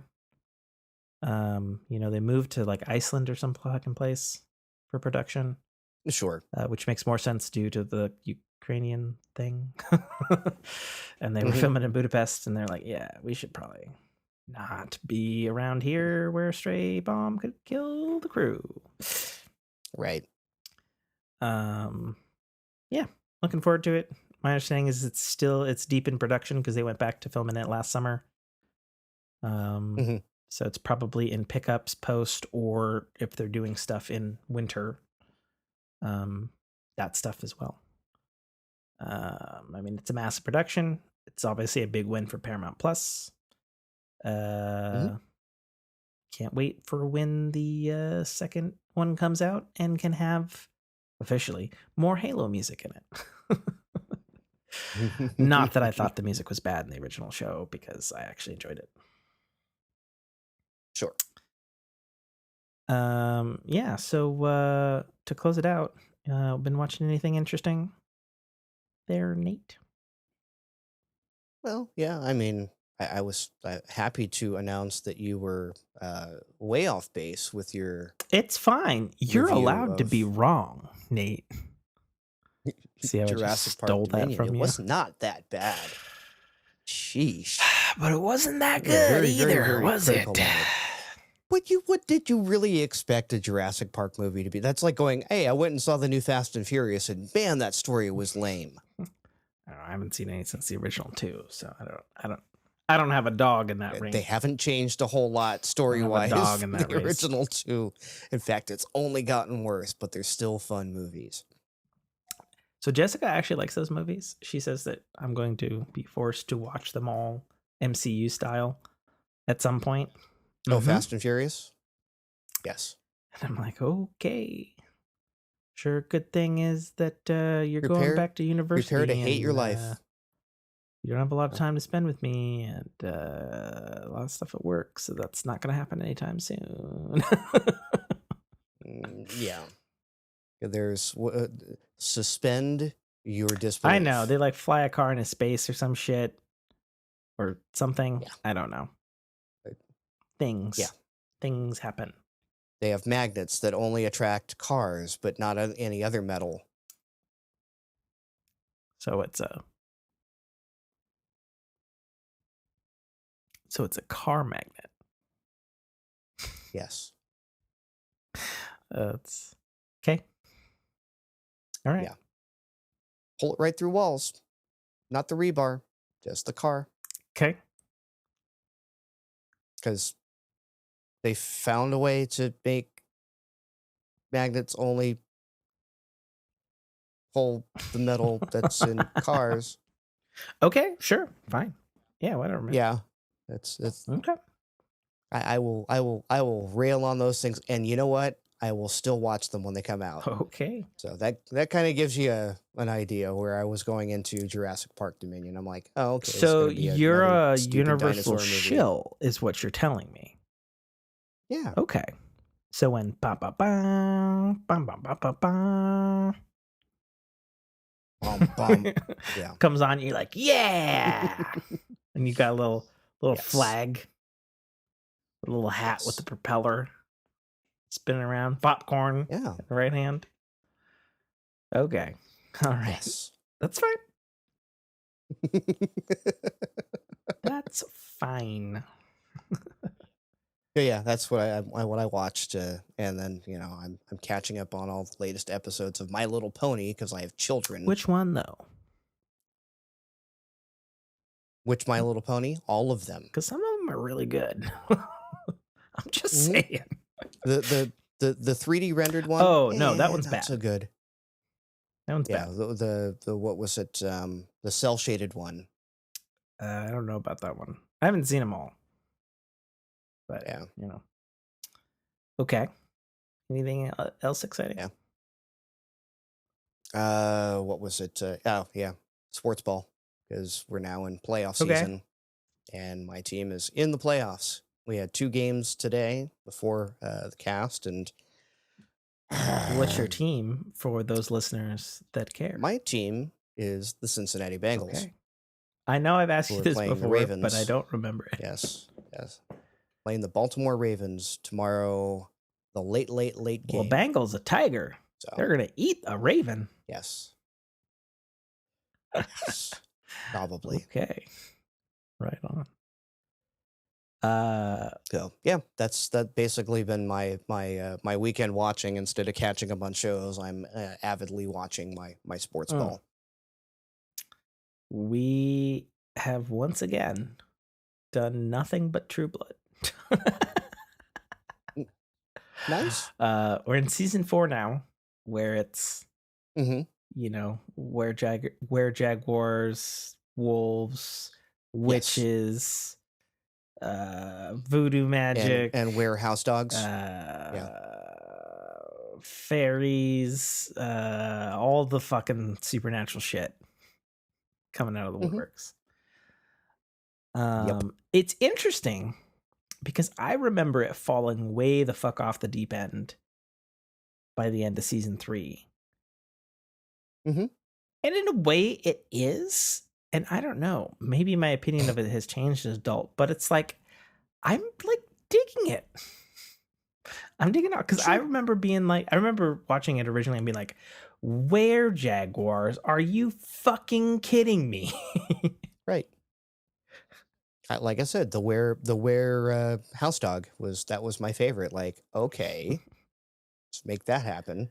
Yeah. I don't know, it's held up better than I thought. And it's wild seeing like the more famous people like that have come on. Mm-hmm. Like The Skarsgårds and yeah. well, I mean, Skarsgård was always in it from the beginning as Eric, but I mean, like this season, our villain is the witch, and she's played by the gal who played fucking Aunt Petunia in Harry Potter, and I was like, oh yeah. Mm-hmm. And then there's a shifter gal, and she's in the morning show. And then there's like a brother to Sam. He was the kid in Prison Break. And I was like, oh man, all these fucking Right. people popping out of the woodwork. Got their start over here. Yeah. My wife's reaction to Joe Manganiello, Manganiello? I don't know how to fucking pronounce his last fucking name. I don't know who he's talking about. When he appeared in the show, and this was one of his big breaks too. She was like, "Oh my god, he's in this show!" And I was like, "Yeah, this is like what he's famous for." And she was like, "Oh, he's so good looking." And I'm like, I know, right? Hey, I'm right here. Yeah. So yeah. Yeah, just looking through the cast list It's here. pretty Yeah, wild like the amount of people who have like small parts in the show but are actually went on to do more famous things, or like they're famous now or whatever. So good stuff. It's good stuff. Actually, speaking of that, ever so slightly, like first fucking 15 minutes of the game, spoiler, for God of War Ragnarok, Deborah Ann Wall shows up in the game. And I was like, oh, hello. I just saw you in True Blood. So, it's good stuff. But yeah, that's all we've been doing.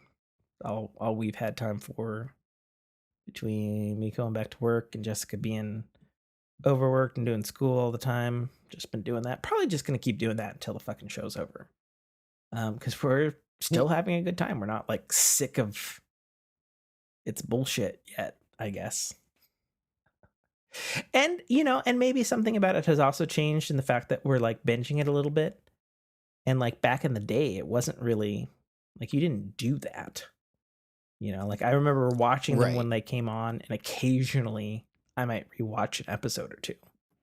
And maybe that's part of it. Maybe watching it back to back is the preferred digestion method for this particular brand of chicanery.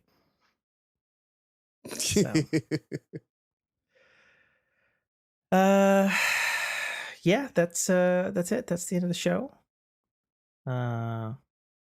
We're gonna sign off now, and we hope everybody has good time. Good time. Yep, that's all I got. I'm tired. All right. This is Tim K. Trotter signing off. another episode of the Fork in Your Ear podcast in the metaphorical can. Yay. That's it? That's all you get is you're just yaying? All right. Yes. Till next time, guys. We're out. Thank you for listening to a Dynamic Works production podcast. You can find our podcast at www.dynamicworksproductions.com. Feel free to email us at dynamicworks@mac.com.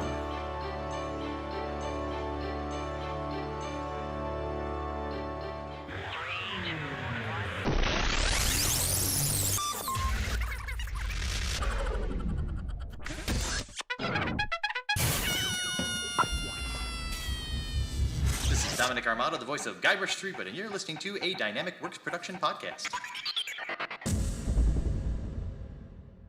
The Citadel, Arrival, is the first installment in a series of epic science fiction short stories reminiscent of the Pulp Fiction style.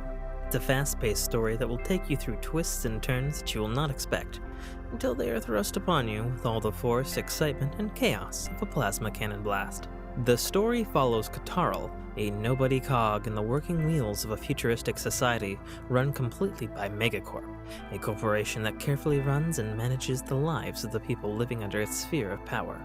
On one of Katarl's few and far between days off from work, an outing he had hoped would be fun and relaxing turns into an explosive adventure that drags him kicking and screaming into situations and challenges that will make him question every aspect of his life. Watch this colorful tapestry unfurl as Katarl and his newfound allies find their way through this classic, yet oddly surprising tale of good and evil, where nothing is quite what it appears to be. That's The Citadel, Arrival by author Tim K.A. Trotter, available right now on Amazon Kindle Store and iTunes iBookstore for only $2.99.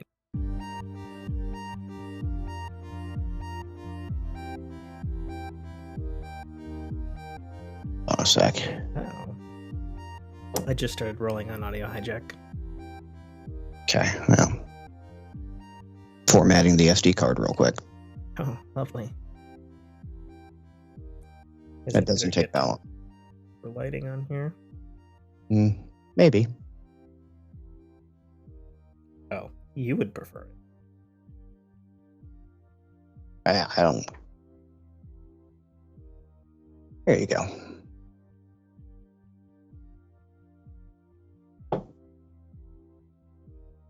No, other way.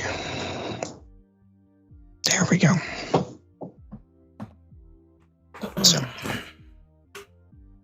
what are you wearing? Those? Oh, okay. What? It's spaceships of some sort. Yes, that. No, man. Oh, okay. I actually had this for many years. I just fucked up the camera just to show you the shirt. I had it all lined up and everything. I did pre stuff. There you go. About there would be Seems my about hands. right. Yeah. I'm fuzzy today. I don't know why. But I don't mean hairy. On the camera? Yeah. I see a little bit of noise in your Yeah, might be my lighting. It's a little dimmer than usual. and your thing. Yeah.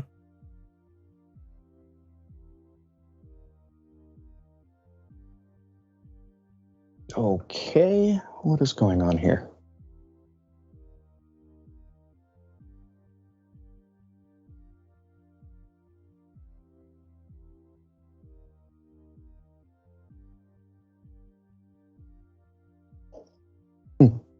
Did you Twitch things? I already did Twitch things. Okay. Way ahead of you. Do monitor Twitch thing. Yes. Yes. Okay. And home and record. Okay, it's actually recording this time. All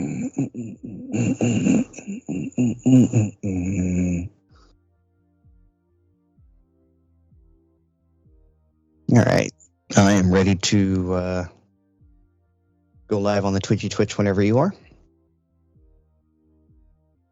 I mean, sure. Are we ready to go live on the show, or are you going live on the Twitch and then we're doing the lead-in thing like you've been doing, or? Yeah, we can do that. Unless you got any like pre-show stuff you want to hash out real quick. Not particularly. Okay. Anything that's important can be also said after the show. In Correct. post. In post. Okay. Start streaming.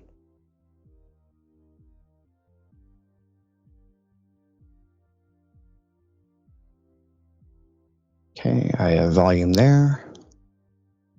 Real quick here. Check 1, 2. What checks for me? Go for it. Check 1, 2, 3, 1, 2, 3, 1, 2, 3, and 4. Yep, we're good.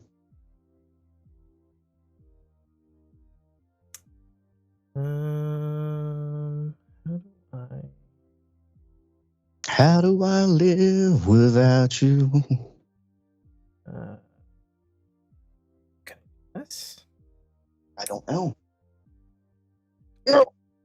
I'm popping out the player. There the chat.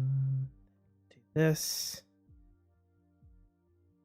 I don't pop out the player. I just pop the chat out. Oh, I guess I should do the. Do they both pop them out separately, huh? Oh, you can. Can I pop them out as one thing? No. That's dumb. Where do you pop the chat out at? The little hamburger up in the corner. Oh, you might need to go into moderator mode. I'm in Stream Manager. Oh, yeah, not in Stream Manager. You actually have to go to your page. Oh no, I see my chat.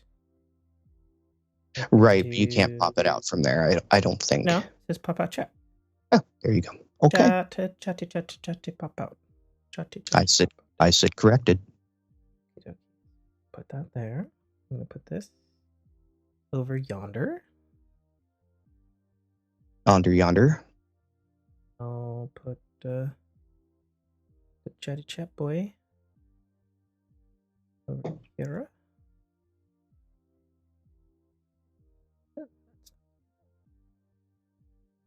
Back to my Discord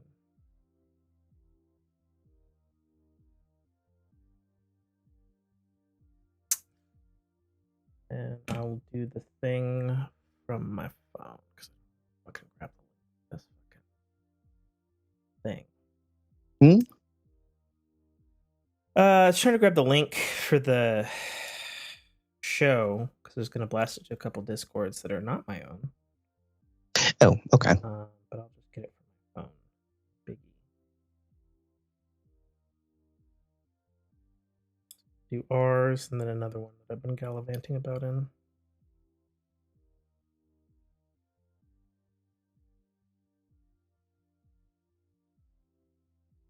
See if maybe we can get some faces in chat. Yeah. Because that's always fun. Well, I don't know about faces, but at least some interaction. Yes. GC's in chat. I was walking fucking in Fred Meyer's when I got that question from Sean. I was like, oh my God, I'm so happy.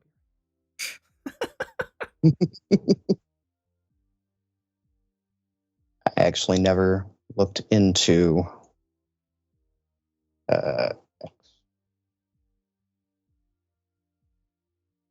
exclusives. No. 3-6. Why are you being...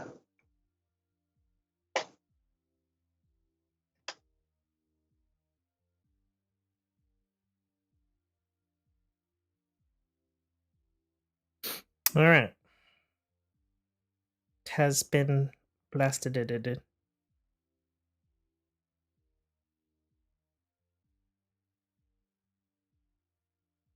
OBKB. Well, let's do our cut-in marker, and we will go. All right, I'm ready. Have your libation? Yep. Cool. Ready? In 3, 2, 1. No, that's gonna be terrible. I'm gonna hate that. I'll be like, you fuck. Why did you can't alternate? That's not how you line up waveforms. All right. You with me now? In 3, 2. You're doing it again. All right, in 5, 4, 3, 2, 1. Cut in.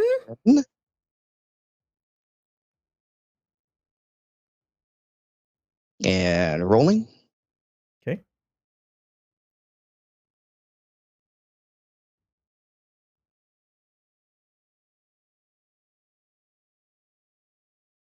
And live. As you freeze on my side. That's funny. Gross.